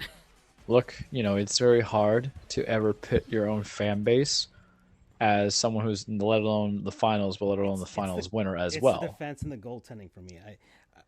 I don't know if Sergei Bobrovsky's got that type of run in him again because he was on top of the world for 3 rounds, and then he pooped the bed. Well, I can't say he pooped the bed. I think the Panthers just ran out of gas, and there was nothing more left to protect Bob in front of him. But we'll see. Or maybe Spencer Knight finally takes over and something, All right, we're at an hour and 16 minutes. It actually took longer than I thought. It was actual analysis on this show. That's so weird. That's sports. Considering the fact that we didn't give any true analysis of predictions on baseball, we just said that the Yankees were going to suck. So that was literally my analysis. And then in basketball, you and I predicted the Heat are going to be in it. I thought semifinals. I didn't think it would go as far as it did. And then football, I know where my team's going. It's either going to be entering the representation of the AFC South or it's going to be 7-10. So this is the good kind of stuff because one, it's well-versed. What you will get out of the Richard Nixon of Sports podcast, ladies and gentlemen, this is a sponsor to ourselves, is that you're going to get some decent analysis, but I think we also have an understanding of how the leagues play out and some teams in the leagues. It's not just can I burn? Can I burn some bridges? Am I allowed to burn some bridges? Whatever. We're not going to have some time on ESPN just about the New York Giants and the Dallas Cowboys and just laugh about it every time. Because that's what I feel is the objective analysis is just this petty fake ass rivalry, 5-6 rivalry in sports. Because, my belief is that there's no such thing as rivalry in sports. You should hate every team. That's the killer instinct. Everybody's your rival. But, mind you, the Giants are 1-4 and Dallas is not so good, but we rather trade these barbitures without doing real life analysis of certain players, coaches. And here at the Richard Nixon of podcast, a sports podcast, we actually do give you some analysis. You mentioned Andrew Burnett, right? For whoever New Jersey Devils, you had your basis to it. You get that a little bit here, just with a twinge of dishonesty and some dark deeds. I think I might be confused. No, he was. Gosh, where did he go to? He's not with the Devils anymore. He was on there. I forgot who he's with. He went to somebody. Now this is why I'm still reacquainting myself with all these teams, Charles. And this is why we're the Richard Nixon, because sometimes we don't know if we took those documents. But either way, my analysis on the Devils is on point. For the most part, on point. Watergate. This is our Watergate conspiracy. It's okay, but that's the point, folks. You're going to get some different stuff out of us here. We're not going to just be jabbing rivalries and focusing on fantasy football points. It's imaginary. We're at an hour and 20 minutes, Charles, and we can't take too much time now, but I do want to do a word from our non-sponsors. People, places, things, causes, what have you. We've been doing it last week. Oh, boy. So, I thought it would be certain things, but regardless, for me, man, I want to talk about this, but we won't have time. We won't have time to talk about this. Maybe we could talk about it. No. It was something other thing about the NHL, but I took too long with the actual analysis, so never mind. In any case, you go, Charles, because I'm trying to find my notes. So it is not Resident Evil 4. Okay. Not yet. Almost, and it will get there. Right now, if you guys want to know, because we all know the rules. I can't give it a sponsorship until we finish it because I've played games where they don't stick the landing. I've played games that they're boring and they get interesting at the end. I get games where they're great in the beginning. They lose a lot of momentum coming into it. And I feel like I owe it to us, and I feel like I owe it to a lot of people to be objective. But, am I allowed to do 2 or am I doing 1? We only really have time for 1 because we're at I'll do 20. 1. So it is spooky season. So instead of doing the video game, I spent my Sunday after seeing you guys and then going to other things. We are watching some spooky movies, and I watched Talk to Me by A24. It's a horror movie that they have, and it was different. I don't really care for horror movies. I don't really care for like the spooky. I can't live that energy all the time, but I can live it in October. I can watch scary stuff. I can play spooky games. When I am done with Resident Evil 4 and done with its standalone DLC separate ways, I'm going to finally watch Midnight Mass, which I heard was very good. I'm going to skip the Blythe Manor, House Manor, Haunting Hill stuff. No, I'm just going to go with that because I heard Midnight Mass was better. That's going to lead me to Spider-Man because October 20th, spooky's over. Now we're just going to go back to wearing costumes. It wouldn't be a surprise if I'm playing Spider-Man. I'm just dressed up as Spider-Man starting it. I should just send a photo of that just because I have a Spider-Man costume still. But so without giving too much into it, Talk to Me is about these young cats, Australia in high school, who, you know, as you see in the trailer, they touch a possessed hand, and they go and say, talk to me, and they see the spirit, and it's only that person who holds it that sees it. And it could be anything, go from there. And you as a viewer don't see it all, right? You only see from the perception of whom they choose to have you be the perception of. And then they tell that spirit, let me in, and let that spirit possess you. And the way they pull it off is that it's more of an addiction. It gives you that kind of a high as that possession. So I think it has some good subtleties. And it was just very interesting, very well acted, very well directed. When it was gory and nasty, it was gory and nasty. When it was intense, it was intense. The acting was good, especially from the lead actress who plays Mia. It didn't cheap out. There's some questions that I have, of course, but I think the problem is that when you go looking for 100% answers in a horror movie, you're missing out. But I don't care for slasher films.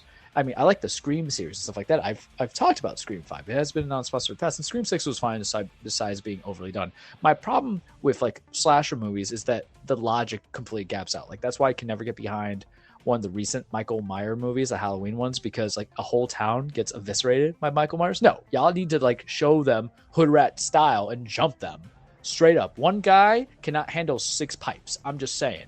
But this one's dealing with ghosts, dealing with spirits. Maybe my little bit of my Hispanic interactions in Jackson Heights, Queens, and Miami can feel this a little bit. Maybe I've seen some, chickens disappear. Maybe I've been hearing some of that music in the background, seeing some candles lit of all varieties. That with the Roy B. G. Bivs of candles. If you go to Miami and you go to their Publix, you have a special candles section that some of them have the saints and some of them have the yellows and the blues and the reds and the greens. Maria, yeah, every saint out there, and I'll give all the names. But with this movie, it had a unique idea, but to utilize the standard concept of spirits and possessions and everything of that nature in a horror movie. And I think it's something. It came out in July, and I hate the idea that movies come out that are intended to be horror movies early. I think you miss a lot of money. Granted, cinema's dying because we just want to stream everything and not bring it back into theaters. But we watched it on the OLED, my buddy's OLED, his Ramona. I wonder, I should ask him if he named hers.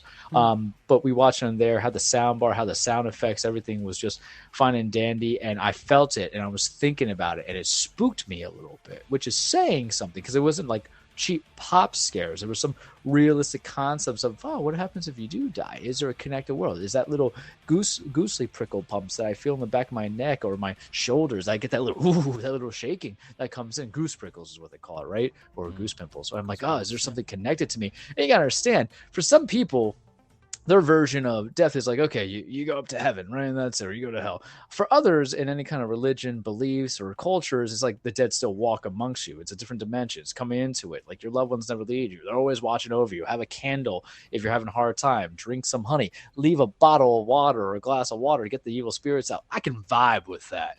You know what I mean? That movie made me just kind of think of it in a unique way.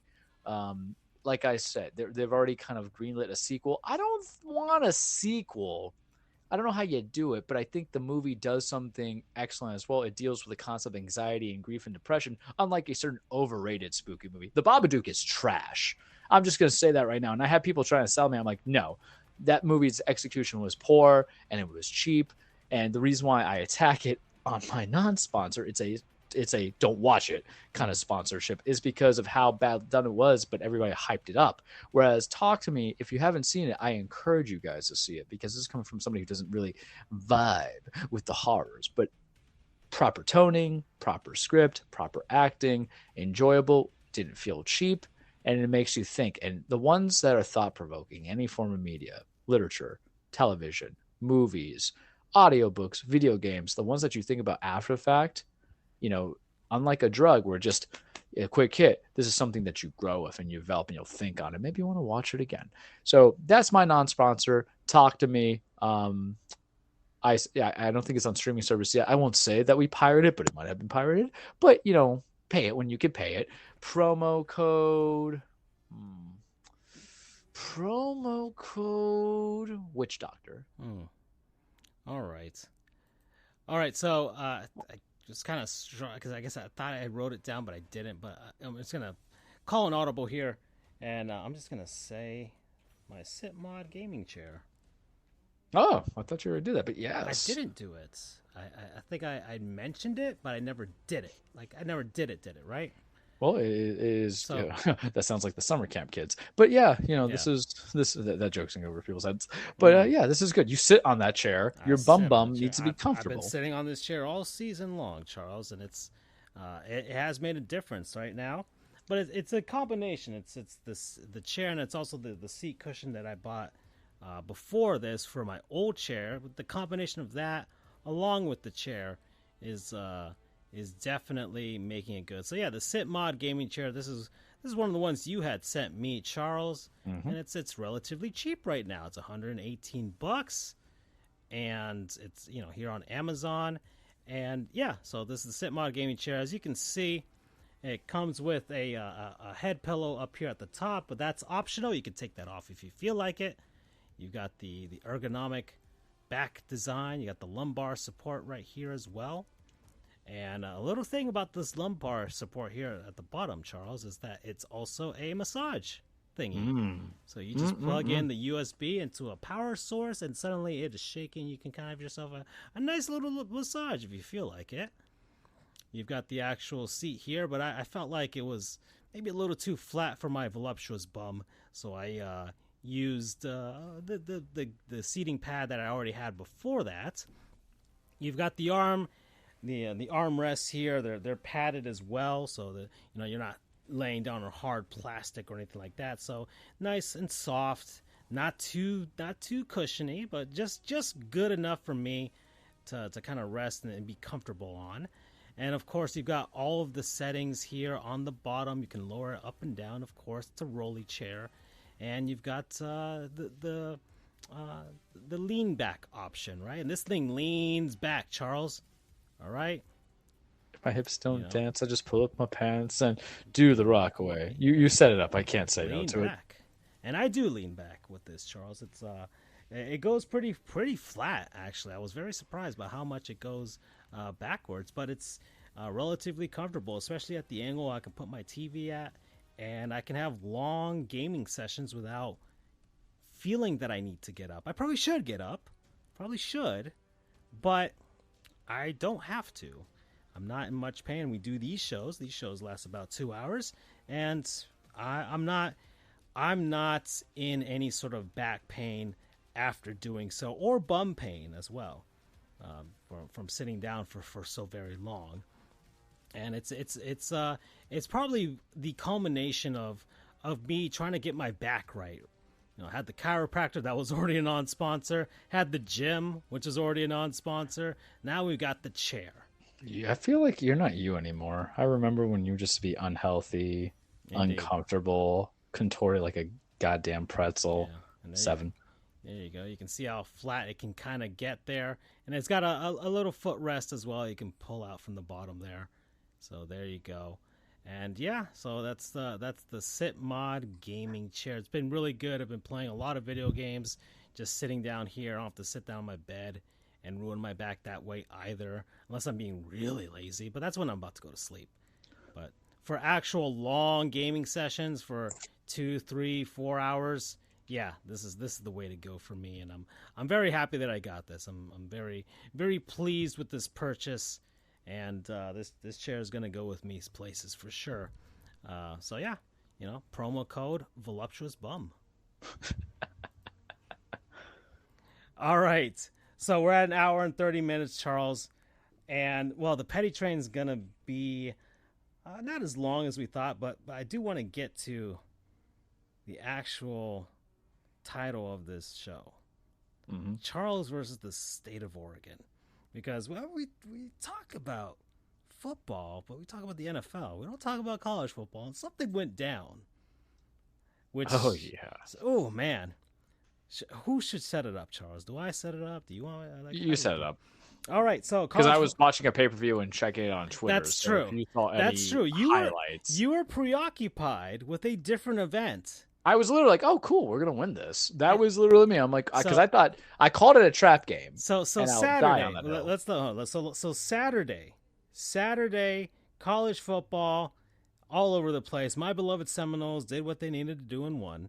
Good job, Mike Norvell. Exactly. Andrew's not here, so we won't talk about UCF. Oh, they can't handle the Big 12. I'm sorry. Just because he's not here, it doesn't mean I'm not going to say I've been absolutely right. Oh, man. Because I'm going to go on this. I'm going to go on the petty, because this is not just for UCF. This is a lot of teams that got absorbed into the Big 12. Oh, they can handle it. Oh, we're ready. We're getting all the good transfers. The transfer portal is going to open up. We were, national champions. Blah, blah, blah. Gus Malzahn. Well, the chickens have come home to roost. Welcome, and unfortunately, it was the Kansas Jayhawks. The Jayhawks have come and they are plucking them chickens. What was it, like 20-something to 6? Ooh. Yeah. And that is, ladies and gentlemen, the issue of conference realignments that I think, Oklahoma and Texas are going to have when they go to the SEC? Yeah, they're leaving. Because this is every time, every generation, every team, all these people. All the Orioles getting eliminated. Are they? It's 6-0 Texas. It's going to be a sweep. Look at that, baby. It's going to be a sweep. Who is right to say the AL East was all trash? Me. Who is right to say that I have nothing to worry about? This wasn't our season. We're not filling in the cellar. And guess what? We could possibly be back next year because it's not continuous and consecutive on who's on top. Me. This is good. I'm alive, Francisco. I had Wendy's Goat Ranch chicken pepper chicken sandwich. I get to go buy stupid video games I don't need. I get to talk crap about the AL East. I get to also talk crap about UCF and the other teams. Yeah, we feel it. Now continue. All right. Well, that's what happened. But there was another game that was going on. It seemed fairly innocuous. It was the Miami Hurricanes versus Georgia Tech and the Yellow Jackets. And I saw the crowd, guys. I was leaving Miami, going to West Palm Beach. I saw the police parading or helping the Georgia Tech football players coming down the road on the other side. So I was looking at them. I'm like, oh, okay, yeah, they're gonna play. All right, Georgia Tech's probably gonna lose to Miami, and we'll call it a day. And there you go. So Charles was preoccupied. He was watching a pay-per-view. Having fun, as he always does with his pay-per-views, right? He has himself some good food, some good drinks, and sends me a bunch of stuff on the group chat. Mm-hmm. And I was at home with my sister's place, preoccupied with all that. Baseball playoffs happening too. And it's like, okay, fine, things are happening. And like towards the end of the night, it's just like, well, let me look on Twitter and see what's going on with this Hurricanes game. It's 3-0 at halftime. What the? It's 3-0 at halftime. Well, that's a bit odd, but Charles, before the game had started, you had sent on the group chat, and there are receipts that you said that this was a trap game. This was before the game had started, and 3-0, and it's like, okay, and then you felt justified right there, just a tiny bit, and then the game moves on, and Georgia Tech takes a lead. So, oh man, but then the Hurricanes find a way to rally back, take that lead back. All right, and suddenly they've got the game under control, Charles. All they got to do is just ice the game with just a simple kneel. At 5:30, I said that's a trap game. Indeed. Calling it. And all right, he looked back. There we go. You see Mario Cristobal saying the U is back. So the U is back. That's what everybody was saying. Everybody was scared. Did you appreciate my wrestling memes? I did. I've the new ones that you've got a nice batch of wrestling memes. But The U is back. Right. So that's what everybody's. That's been the mantra for 20 years. So I was like, okay, well, and I was going back home to my parents' place because like the kids are already gone to sleep. I was like, okay, fine. And I looked back on Twitter and I saw disaster had struck. The Miami Hurricanes fumble the ball. Georgia Tech regains possession and then goes, 70 yards for the score. Yeah, just like one big drop. One big drop. Just to a second. And people throwing trash on the field. Booing. And, like, why are you even throwing trash? Oscar the Grouch loves trash. The Miami Hurricanes found a way to lose a game to Georgia Tech in the most awful way possible, but probably the funniest way possible. That masked every single loss for every other college football team that lost on Saturday. That masked pretty much every single loss for every NFL team that lost, for every baseball team that lost. I was happy as a Marlins fan that the Hurricanes lost that way because it was not the most embarrassing way for a South Florida team to lose during the week. It was fantastic. The Miami Hurricanes did everyone a great service by losing the game the way they did. And Charles was justified in everything that he's been saying since Mario Cristobal had been hired by the University of Miami. And but at the same time, Charles is a bit peeved because the state of Oregon has found a way to make him unhappy once again. And I'll leave it at that, Charles. So this is where I'm going to take my lead. Let me have the mic and let me have my soapbox because it's all I need, because everybody's got to be a martyr in Miami, and I am that guy who will be the martyr in Miami. I should really have a segment called Martyrdom in Miami. No, kids. It ain't about any kind of immigration rights or religious situations. It's about Mario Cristobal, being a pain in the ass for the Miami Hurricanes. 2 years ago, man's announced, or a year and a half ago, was announced as being Miami Hurricanes coach. And what was me? And what was my reaction? Okay. The guy who just lost his bowl game in Oregon despite no one sitting, despite, sometimes when he accepted a job, but he still wanted to coach this guy and he just screwed that all up. I'm like, okay, fine. First year, you get this is the problem when you get the sexy new coaches that comes into it. And even Andrew's feeling the situation with Gus Malzahn, just because you've had some modicum of success doesn't mean you're going to get all the best transfers. You're just going to get guys who transfer over. You're going to get recruits, but you still have to institute a culture, a program, a training. You have to be a coach, and you have to have game situational awareness. And the last couple of weeks in the chat and on the show, what have I said? A lot of my reactions have been, oh, God, Miami Hurricanes are a pass-running team. I'm going to throw up because the identity has always been kind of like tough football and just run the ball a lot for the decades that they're around. The last great, quarterback, I would say, was Ken Dorsey is what we had going around. And that was the recognition. We're not supposed, just like for you guys, you had Wenke. You've had a lot more producible quarterbacks and productive quarterbacks. And when I say producible programs, I'm talking about like there's quarterbacks who get drafted. Christian Ponder, EJ Emanuel, Jameis Winston. Oh yeah, I know y'all's repertoire when it comes into it. And that's within the decade or 15 years. Brad Kaya, I think, was our highest drafted quarterback.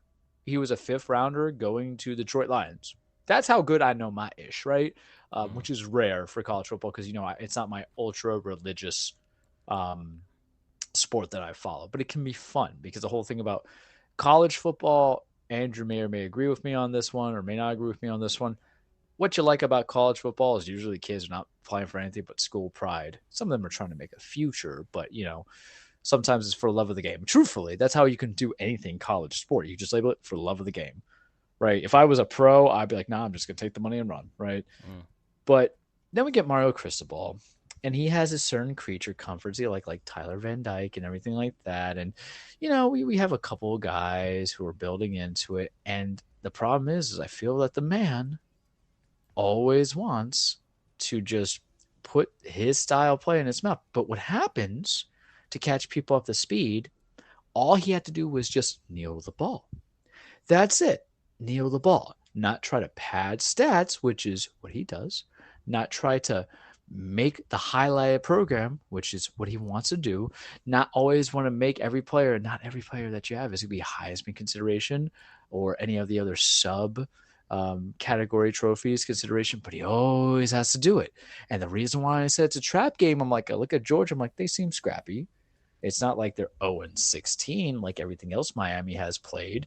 Whereas like even Deion Sanders and his Colorado Buffaloes actually played in theory someone worth of any kind of ilk and repute in TCU and beat them. Unlike us, we beat Miami, Ohio. Yeah, we beat Jimbo Fisher, Texas A&M. That was good. I felt that, but Jimbo was, Texas A&M had not been really doing that well in a long time since Fisher took over. And, it's debatable about whether he's actually good as a coach these days. Just saying. And then you have Bethune-Cookman, and then you had Temple. And that's when we were on the string of scoring more than 30 points. So when you get a team who was at that time like, it's 2-2, what can happen? 2-3, what can happen? I felt like it was a trap game. Like, we're going to rest on our laurels. We're going to forget the game plan. We were starting off slow. We were taking the lead, and then we ran the ball and they fumbled. And it's debatable, and this is the earnest supportive of me, debatable that there was actually a fumble, but the replay value, but it should never have led to that point. And the problem is the reason why we played like ass, number 8, is because he really wants, I feel, and I know, guys, I know the running game was not at its finest. I get that. However, I feel that he wants to just kind of like throw down the throats of Tyler Van Dyke and try to make him into a product of what he was doing in Oregon. Because I believe, if memory serves me right, who did Mario Cristobal have as a head coach? Oh, I'm sorry, not head coach. I'm getting at the stats to verify. As a star quarterback, possible Heisman. I think he had Justin Herbert. Oh yes, Herbert. That's right. Yeah. Sorry. Well, that's the thing. Oregon does produce certain things because what Dexter 20, they had Willie Taggart in 2017. When did Herbert come into it? He remained his senior year because Willie got fired. So this is how in depth I have to be on this, guys. I have to verify because my memory's a little hazy. Just give you a time frame. We're at 143 going in. Don't worry about it. Yeah, don't worry about it coming into it. I have this in the bag coming into it. But Mario Cristobal wanted to continue production, so that's why Tyler Van Dyke throws 1 touchdown. That's why Tyler Van Dyke has 3 picks that come into it. He was there for 3 seasons, I believe, from 2019 till now. So he would have crossed over with Herbert, if I'm not mistaken. So all that being said is you want to institute these ideas, and then you want to be a clown, un payaso. He's Mr. Miami, man. There's many reasons why I can't stand Mario Cristobal. I think he's fake Miami attitude. Manny Diaz was good enough as it is, right? But, it was understandable why you let him go, right? But all this stuff that came in, there's a bigger reason why I can't deal with Mario Cristobal. He can love all his empanadas and his croquetas and his guabalita and everything about Ave Street and all that fun stuff. He can say that he likes Tootsies and Scarlets for all I care for. Not buying into it. He can say he's a big Flanagan's guy. Loves the rock and rib rolls. Y'all should eat it if you get a chance. It's fantastic. No. There's one thing I'm always going to remember. He's a sleeper cell. Because who is the ultimate evilist? Who is the devil of the world right now for Charles Trujillo? Joe Cronin. Where is Joe Cronin? GM of the Portland Trailblazers. What state is Portland? Oregon. Where was Mario Cristobal leaving? Oregon. They literally put me in the honeypot with this man to poison not just one thing I love, Damian Lillard, who's not with us now. He's over in Milwaukee. Now he's poisoning a college program and just destroying us from within. I can't stand it. The state of Oregon. You heard my rant last week, and you have found a way to character assassinate me in some way, shape, or form by destroying an easy win for the Miami Hurricanes. I don't even know if people call it a character assassination, but God knows you're going to make me seem like a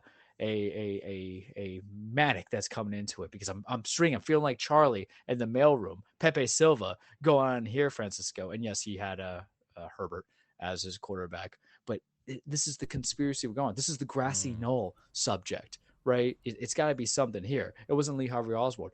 Joe Cronin hurt me.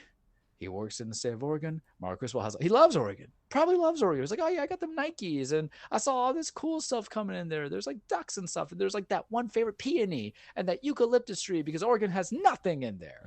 All right, guys, told you what I hope comes Oregon. And Mario Cristobal heard this from him because he understands, acknowledges the 37th, the Richard Nixon of sports podcasts. Like, oh, you can't talk about Oregon like that. Let's take this trap game, make it into a trap game. Let's lose this game, and let's not kneel the ball. He is bad as a coach. He is just lacking the tact of how to do things. We were going to lose to UNC. I'm almost confident we're going to lose to UNC this week. That's the prediction. They have been doing really good. Mike Brown's finally got it together. The guy who used to be, former coach of the Texans. I think it was Mike Brown. There's so many Mikes out there right now. I'm not fully situated. I have to check that. So yeah, Mac Brown. Sorry, not Mac Brown. I was like, NBA my bad. Mac Brown? My bad. Because I'm on a train of consciousness, and I knew it was Brown, but my brain's going and trying not to get over crazy into this. So I fell as there. But Cristobal, along with Joe Cronin, in the state of Oregon, you are on the public list. You're on my list. And this is, mind you, I had Al Golden as a coach. I didn't even feel this kind of energy. Brandon Shannon didn't feel this kind of energy. You know what I mean? Didn't feel that energy. I like Mark Ritt for what his work. He never you talk about the Tennessee Titans of football. He was it felt like very, Jeff Fisher-ish, the way that Mark Rick wanted to kind of do things he's like Georgia and like it didn't work. But, Rick tried, coming into it. Manny, give or take, I don't have feelings on it. But Mario Cristobal, not a fan. State of Oregon, not a fan. Everything I said last week, I'm going to double down on it. I hope you have like a Republican governor for like the next 50 years. All the cool stuff that you guys are able to do there, ain't going to happen. Nikes, burn them. Let the labor laws come in and take it around. I wore Adidas when you guys saw me, mind yourself, Nikes. But that's beyond the point. Oregon, you know what? I hope Oregon State gets more traction than University of Oregon. That's the ultimate damification and bastardization. That, I'm not saying that's, man, are we calling that a curse? I'm thinking that's a demarcation of everything. But hey, I hate you, Mario Cristobal. And so I was, to give you the setting, because I had to go into character, but I'll give you the real setting. I'm literally like, oh, cool, we're going to win. And then I finished the pay-per-view and I see, I'm like, what? What the fuck is this nonsense? And it all just came out because I was on the chat with my buddy who is also another Hurricanes fan. Had a few drinks in you. Oh, yeah. It was the libations were there. And it was the energy of, we just need to fire this man. But we can't because he's going to be utilizing his image and his recruits to kind of rebuild the program and everything like that. And I'm just like, I hate this. This is literally, it feels like an arranged marriage. I just need to marry you to kind of stay here, and then we're good, and then we can be on our separate ways. I don't want to play out the next 3 years, Francisco. It hurts my soul. And that is as PG as I'll keep it going from there. So that's my Mario Cristobal rant. Okay. Well. Sleeper cell. He's a sleeper cell. Okay. Cell. Well. Call the government. That was pretty contained compared to what I thought it was going to be. But all right. Well, then. Let's head on over to the petty train. So let's do it. We'll go through each game in the NFL, and I'm going to go down this list. So first on this list I have here is the okay, this is the first one for whatever reason. All right, the Indianapolis Colts and the Baltimore. Wait, is this the right week? we played the Colts. Oh, what am I looking at here? Whose list is this? CBS Sports. You probably have this current week's. Yeah, sorry. I was looking at the wrong thing. I mean, I can go down the list if you Hold on. I got it now. Sorry. 1 second. There we go. Stupid app. Why the NFL app sucks? I don't know what they did. They changed it, but it sucks now. I just use the ESPN app. I know, but it used to be good, and then they made it horrible. The Chicago Bears and the Washington Commanders. Don't care. Yeah. Both teams are bad. You guys, I mean, good on DJ Moore. I bet the Panthers kind of feel stupid because remember they traded him away to get the number 1 pick for Bryce Young, but who's he going to throw it to? But so would be. Yeah. The Jacksonville Jaguars and the Buffalo Bills. What have we been talking trash about the Bills? They're not a complete team, and I don't think they could be. They're a team that you're no longer afraid to match up against. They might be in you guys, but you don't feel they feel like they can fall. They're not infallible. They're flawed. Very. I don't know how to read the Jaguars. My entire division, it's like it literally could be anybody but Houston right now. Yeah. Well, speaking of Houston, they lost to the Falcons 21-19, and our favorite low brain quarterback had a pretty solid game. If you know, I mean, it's Houston though, dude. I know, but after calling him low brain, we got to give him his credit. Desmond Ridder threw for 329 yards and a touchdown. Should I send him a gold star in the mail? All right, let's move on before I say anything more. Side note, they traded for what's his name? They traded for a wide receiver, Van Jefferson from the Rams, who I actually like. All these prospective wideouts, including Mecole Hardman, and we can't even call anybody for a 6th rounder. Please. Next, the Detroit Lions beat the Carolina Panthers 42-24. Lions are hitting their stride. Would you look at that on an 0-5 team? Look, you're beating the teams that you're supposed to beat. But the Lions are actually beating teams that they're supposed to beat for the first. Like they actually have teams that they're supposed to beat. I think that's the real surprise here. I think what happens is and I said it at the beginning of the season. I'll reiterate it. Y'all fell in love with them so much last year because they finished 9-7 that y'all forget they started out 1-6. I'm just saying. They're 4-1 now, and it's a long season. I mean, I like them. They're very realistically, they could go 0-8 to finish out the season. Yes. Yeah. But still, let's feel good story. Everybody likes the Lions. Who can hate? Is it a feel good story if everybody's predicting it? Alrighty. Yeah, it could still be. It could still be a feel good story. Okay, let's see. The New England Patriots got shut out 34-0 by the Saints. Is it time so to defend your pudgy white bread quarterback here, Charles. Who is your best receiver? Nobody. Devontae Kendrick Parker.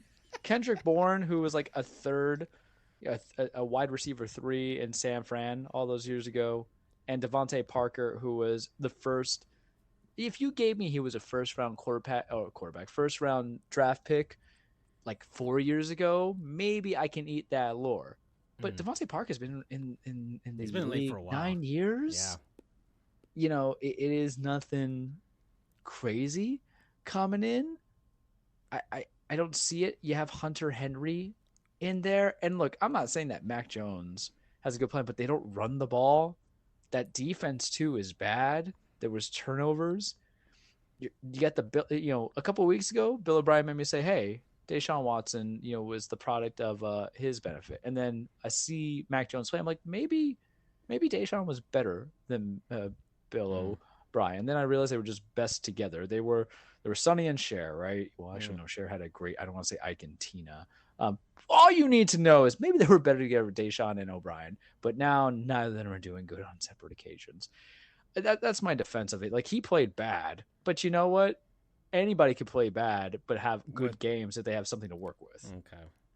All righty. Broken clock is right twice a day. The Steelers beat the Ravens. I'm so sick of John Harbaugh. Like, literally, every year it's always like, I just see Niners in Baltimore. That's a take that nobody really. Everybody talks about. Oh man, Mike Tomlin somehow finds a way. And they always complain about him, but they're not complaining about the other side of it. You know what I mean? Yeah, but it's always we've done it for a while. Yes, and I mean you have especially. I mean, I think it's just because I'm very much enamored with Lamar. I think he's electric. I know he wasn't fantastic in this game, guys. Even your MVPs, they're always going to have off games that come from there. Also, Steelers defense is nothing to snuff about. It's Kenny Pickett, who unfortunately I had to see him play enough in Pitt. That wasn't really of much of the benefit, but there was a lot of. It was a late touchdown by Pickens that kind of led it. There was a safety. The fourth quarter was hell. I'm going to read to you what happened. Justin Hill got a touchdown, field goals, safety, field goals, 41-yard field goal.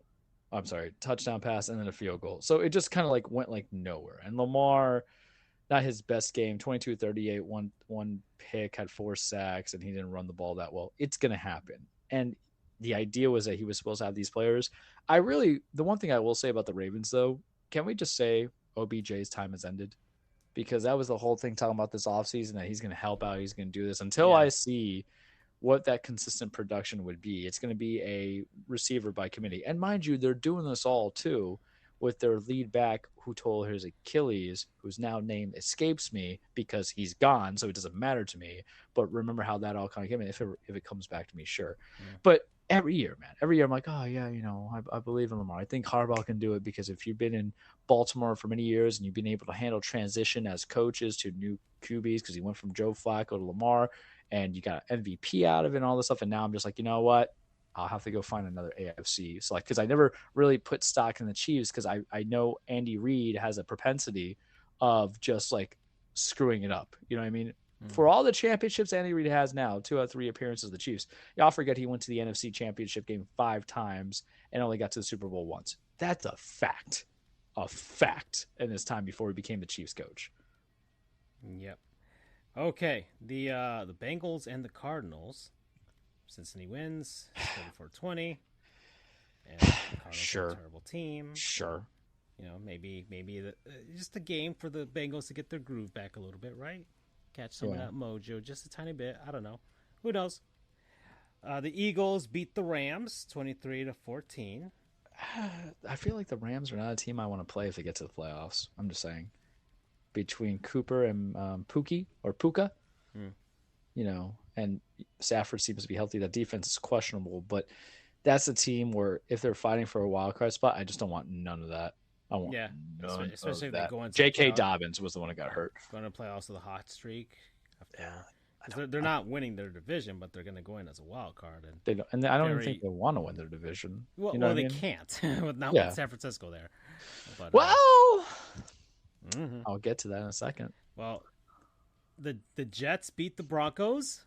Let's continue. Petty Trim has to take a stop here. Sean Payton. If I may. All right. So in the beginning of our new season, I had equated that Sean Payton is my new Aaron Rodgers. I woke up one day and said, maybe he's just not good. And I saw the stats in front of me. I saw those majority seasons of the wins and everything like that. I have one friend who actually agrees with me, which is shocking. And of course, my friend who's a Saints fan is like, you're the devil, Charles, shut up. And this shows again, too. Was it for years we were told that this was a good team, right? Oh, it was a good team, but they don't have the right coach and the right quarterback. Then they trade for the right quarterback. They get you a Russell Wilson, because remember, they switched off Drew Lock and all that stuff, but it's a good defense. They had all these guys, and they traded those guys away, too. They just traded Randy Gregory away for like peanuts coming into it. He went to San Fran. They gave you guys the defensive end whose name I forget, which I thought was a bad deal by you guys, but what can I say? Knew his name last week, don't remember this name this week because I never plan out for the petty trains. And now you get the coach, and now the coach is like, no, something's bad here. So which one is it? Is it your quarterback, who was your scapegoat last year, and that's the reason why you fired Nathaniel Hackett, who's the true scapegoat in your guys' eyes, which was a revenge game for him? Is it that has Russ been playing well, or is the fact that Russ has been playing behind the entire time? So he's not really, that's why his stats are a little bit juked out. You're sitting at 1-4, and I will call it the death sentence.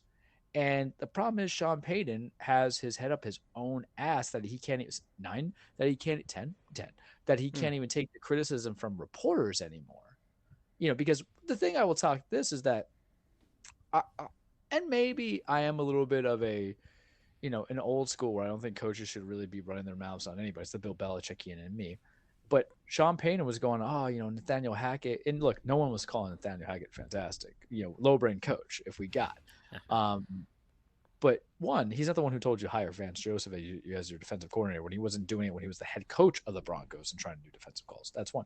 But two, he was talking that stuff saying, he wasted the potential of this. And then he apologized. And they say, the analyst got into me. No, you've been a coach longer than you've been an analyst. Let's see. And, Sean Payton doesn't strike me as a very respectable human being because Bounty Gate. Just saying. I know some people are like, it doesn't matter and everything, but I'm like, no. He lives in the American exceptionalism, it feels like, and the way he presents himself is I get an exception from this, and I'm better than you guys, and you know it. And he had to eat that humble pie, and then his whole thing, I think, on an interview was, I answered that already in the past, I'm not going to answer it again. He just feels like he wouldn't own up to it. And when you look at leadership, and you have coaches that have egos, that guys who are pending free agents are going to want to deal with it. And mind you, we get to defend my other white break quarterback in Zach Wilson, who played badly. It was Breece Hall who really kind of leved up into it. And I don't know how much longevity Zach Wilson is going to have, but you guys really played him off into a pariah. He went 19 of 26, one interception. He had a couple of fumbles. He recovered one. But if you actually curate your plan to your quarterbacks like you're supposed to, take note, Mike LaFleur, then you might be successful in some things. Whereas Sean Payton doesn't curate anything for anybody. And now I feel like I'm getting closer to being correct because you have a 5-year contract and you're paid by the Waltons Group, right? Who own Walmart, very big. And I don't know how much time they're going to give you for a full-blown rebuild. I'm very interested to see if this big name, because you know what it reminds me of? And we're going to antiquate ourselves a little bit, right? It feels like Mike Ditka being a fantastic coach for the Bears and then going to the Saints, doing like the Ricky, Williams kind of trade, even though Payton did nothing of that sort because he didn't trade all the stuff with the Broncos, but being impotent and ineffective and was resting on some laurels. Look how we just grouped that in together. That's the petty. Yeah. All right. The Chiefs and the Vikings. 27-20. Chiefs win. I feel bad for the Vikings because that offense to me is titillizing and tantalizing, and that defense was a problem last year. It's a problem again. There's consequences of bad defenses, and that's it. That's all I can say about that. Chiefs have some problems, but they'll figure it out. All righty. The Dolphins and the Giants. Ugh. Is Daniel Jones going to be in a wheelchair by the end of the season? He's going to go like full Christopher Reeves, man. Like another coach who just rested on his laurels because he won Coach of the Year when he shouldn't have. That should have gone to so many other different coaches. In Brian Dabble, aren't you supposed to scheme for an offensive line, how to put some ideas in there? Did you spend first-round draft picks on Evan Neal and then Andrew Thomas? Didn't you sign some guys to protect your quarterback? I feel bad for him at one point. I'm not going to defend him. He's on the same draft class, but you can't do much. And he got the neck injury. We don't know if it's singer. They had to put Tyrod Taylor in. At this point, just run the ball or punt the ball because I don't think you give anyone enough protections. He got sacked like 10 or 11 times against the Seahawks, sacked again with the Dolphins. I remember you were watching the game just craning your head like, please let us lose the Giants so I could be petty. And that wasn't going to happen whatsoever. No. Yeah, and I don't really have much to say. Dolphins should have won this game. They did. There you go. Devin Achane or Achane or whatever his name is, Achu. Yeah. He's hurt. He got hurt. He did very well in the game, but he got hurt. So, but you know what? Dolphins running game is still pretty good with Mostert, so shouldn't be that big of a deal. Gives Jeff Wilson a opportunity. I will say this though. I think Tua. There needs to be some concern I have because he is too reliant on Hill having exceptional games. So when I talk about he had 2 interceptions, but when I talk about exceptional games, I'm talking about like it is uncommon for a wide receiver to have 181 yards receiving. Just saying. On 8 receptions. I didn't watch the full game, but Tyreek already has 651 yards. We're going into like week 6, man. And he is being he was injured towards the end of the last season because of overuse. Hear me out. The season opener, he had 215 yards receiving. Unheard of. Exceptional. 40 in the game against New England, that was close. 157 against Denver when y'all dropped 70 damn points. 58 in your loss to Baltimore, then 181. It is at some point going to catch up, and someone's going to scheme properly. And so what is Tua, who is supposed to be Mr. Accurate, because all I heard was he can toss a ball through the keyhole. I think it's what Brian Dabble said. But he's not producing around to Jalen Waddle, who was targeted 10 times, but only was able to get 5 times, or Cedric Wilson only got it 4 times, 52 yards. How are you going to do that if they get Tyreek? Because I think truthfully, to get 9 targets, get 8 receptions on those 9 targets, and get 181 yards is an anomaly. Even though he's been doing it multiple times, what are you going to do as an offense? Because you got to ride this momentum, got to ride this high. But that's a little bit of concern I would have in your group here. All right. The 49ers beat the Cowboys. Okay. Both Dak and McCarthy are not going to be there. That's for sure. I'll tell you that now. I feel confident to it. Yeah. And some people might say, well, why would you do it with Dak? Because the idea is, can you get something better? And that's the question you ask yourself. And with McCarthy, this is a long time coming. We understand they give him patience. It's been 3 years. It's doing whatever. We know what he's doing half the time, how he runs his plays, but he can't get Tony Pollard going. CD Lamb isn't really popping up in anything.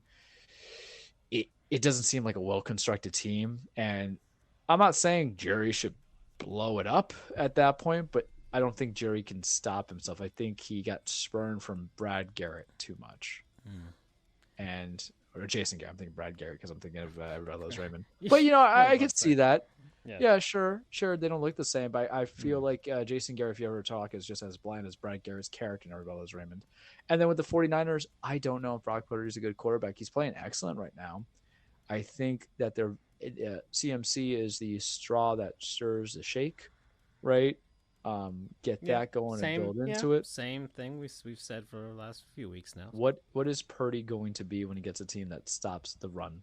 That's what I want to see. Because that's San Francisco's bread and butter more than anything else. But take note for teams to have Jordan Loves, Daniel Joneses, all these young quarterbacks as well, or these quarterbacks you're giving a start. If white bread quarterbacks. Mac Jones, if you curate the offense to the T, Kyle Shanahan and John Lynch were like, we can make this work with Purdy. They gave away, Trey Lance and let Jimmy G go. And they're like, we can do this if we curate it with the best players we have in the right scheme with the right understanding, actually coaching. There's always possibilities. Yeah. That's what Bill Belichick did with Tom Brady for such a long time. People will fight me on that, but everybody's like, well, he can't win without Tom, and Tom won one without him, I'm sure. But he also had Bruce Arians, who at that time was a good coach. And you look at the weapons that Tom had. But and that defense, you curate it. And that's just my statements to it.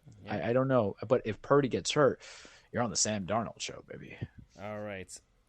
Packers and Raiders. Raiders win 17-13. Oh, didn't even care for it. Yeah, I didn't pay attention. I know the Golden Knights brought the Stanley Cup over. That was the only thing I remember. I have literally not watched football in 2 weeks. Yeah. I watched highlights, but it's like, no. I saw a sliver of the Titans game through the window at Bodega. So there you go. The Titans lose to the Colts. That's the last game. I got 2 statements on it, and then we could be done with this nonsense. Mm-hmm. DeAndre Hopkins, 140 yards. It's a miracle. That's the first time forever one of our wideouts had past 100 yards. Why? The same thing of why I criticized the Jets for not having a proper backup to Aaron Rodgers when they were concerned about Zach Wilson could be us because Traylon Burks is hurt. So how do we have our big free agent signee and our number 1 pick who's been out the last 2 games? What do we have to work with it? Who are our options? How are we building into it? Not everything. And we're losing games I feel like we could win. And we lost the Colts, but it's fine, I guess. I'll just accept it because we're losing some close ones, man. 24-16, as I think this game we lost 15-16 to the Saints. We beat the Chargers. We beat the Bengals. We're beating good teams. We're losing to teams that are debatable. We'll see. Get it together, Vrabel. And then when it comes to the Colts, Shelv Richardson, he is hurt. Guy was out with concussion. Now he's spraining his AC joint. Run with what you have. Yeah, with especially if that's your quarterback of the future, then why not, right? Well, but it goes back to what I said. I said it last week, and I'll say it again. Mike Shanahan gave carte blanche to these coaches to just run guys down to ground. And I forgot who we were talking. It was a different quarterback too, right? Yeah.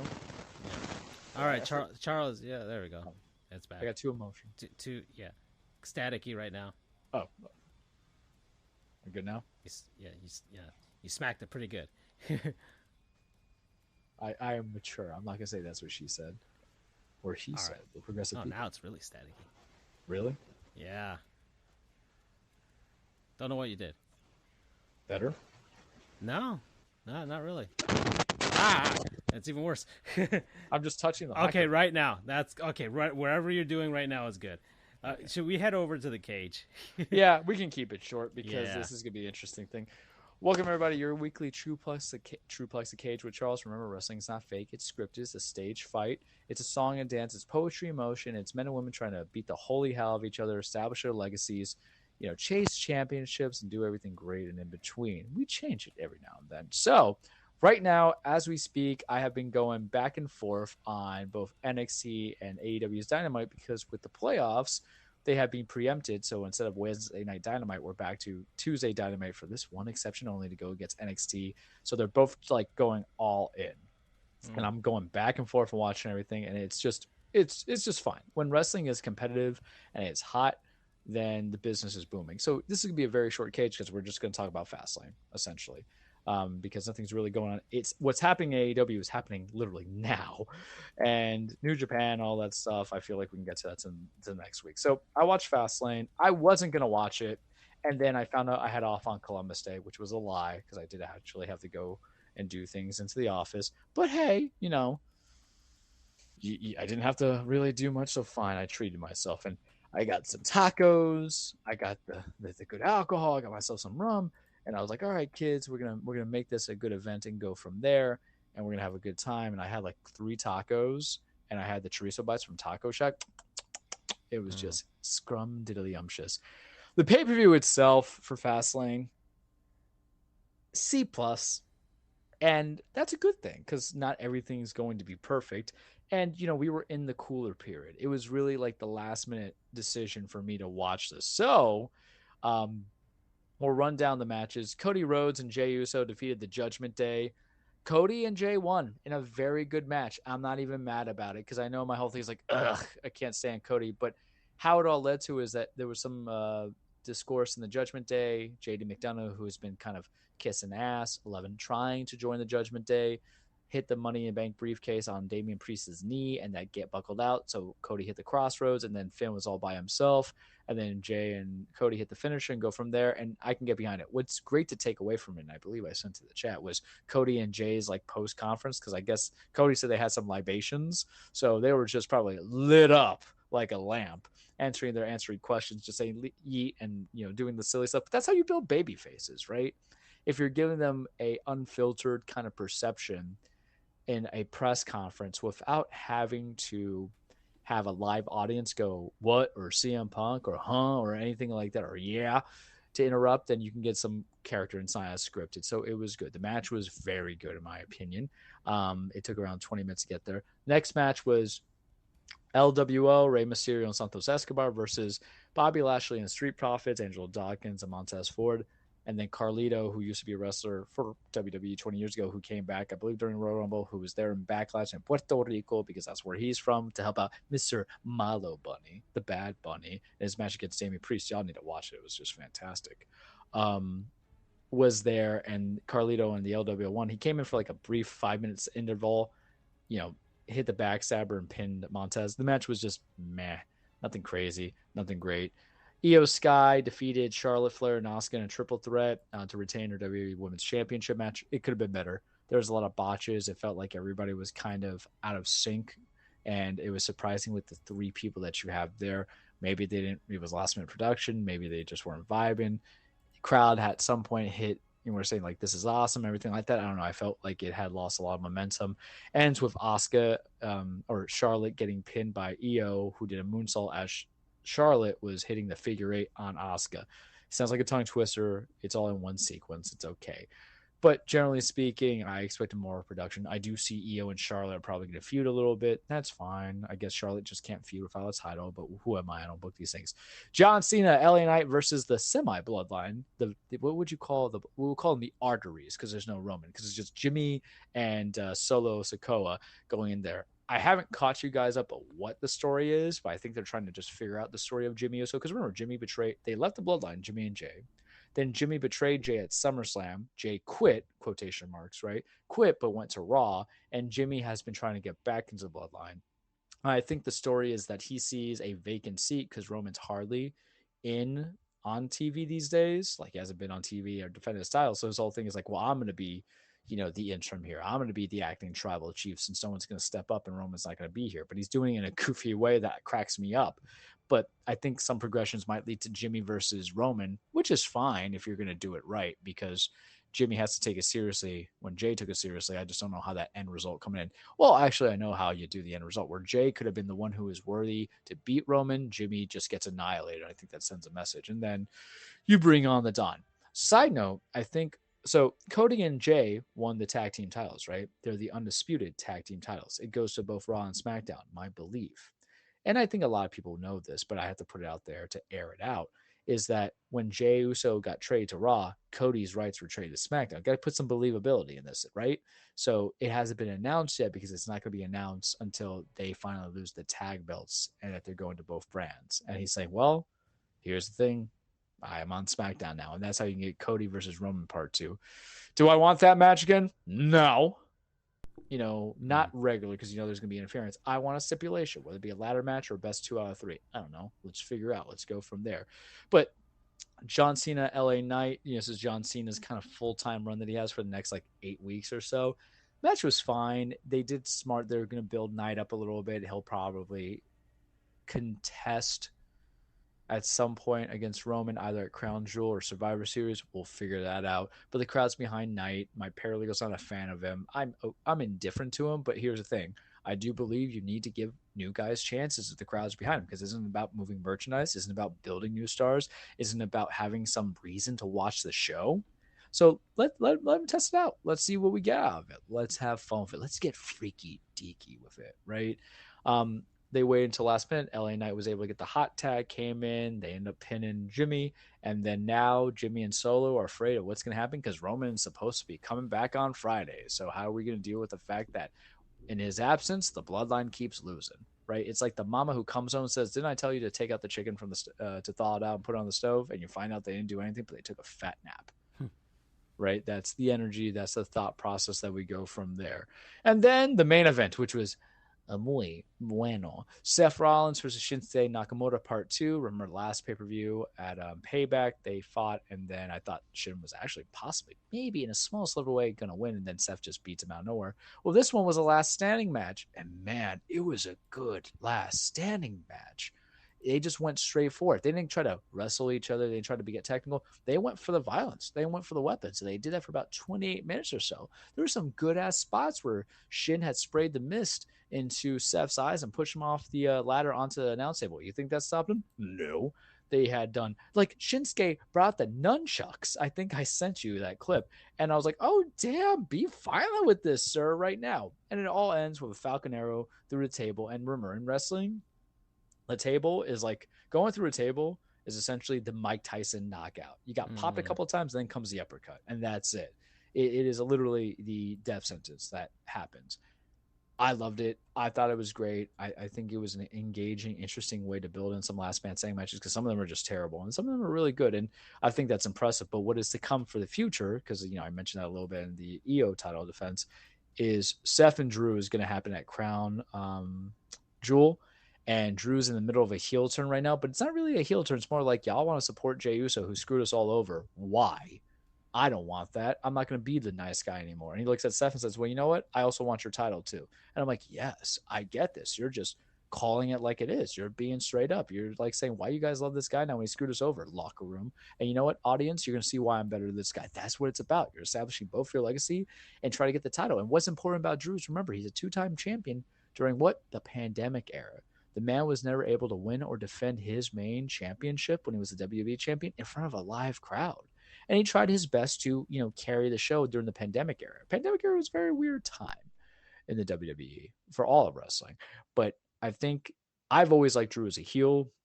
The babyface stuff doesn't work because he's very, just simple in that sense. It wasn't my cup of tea.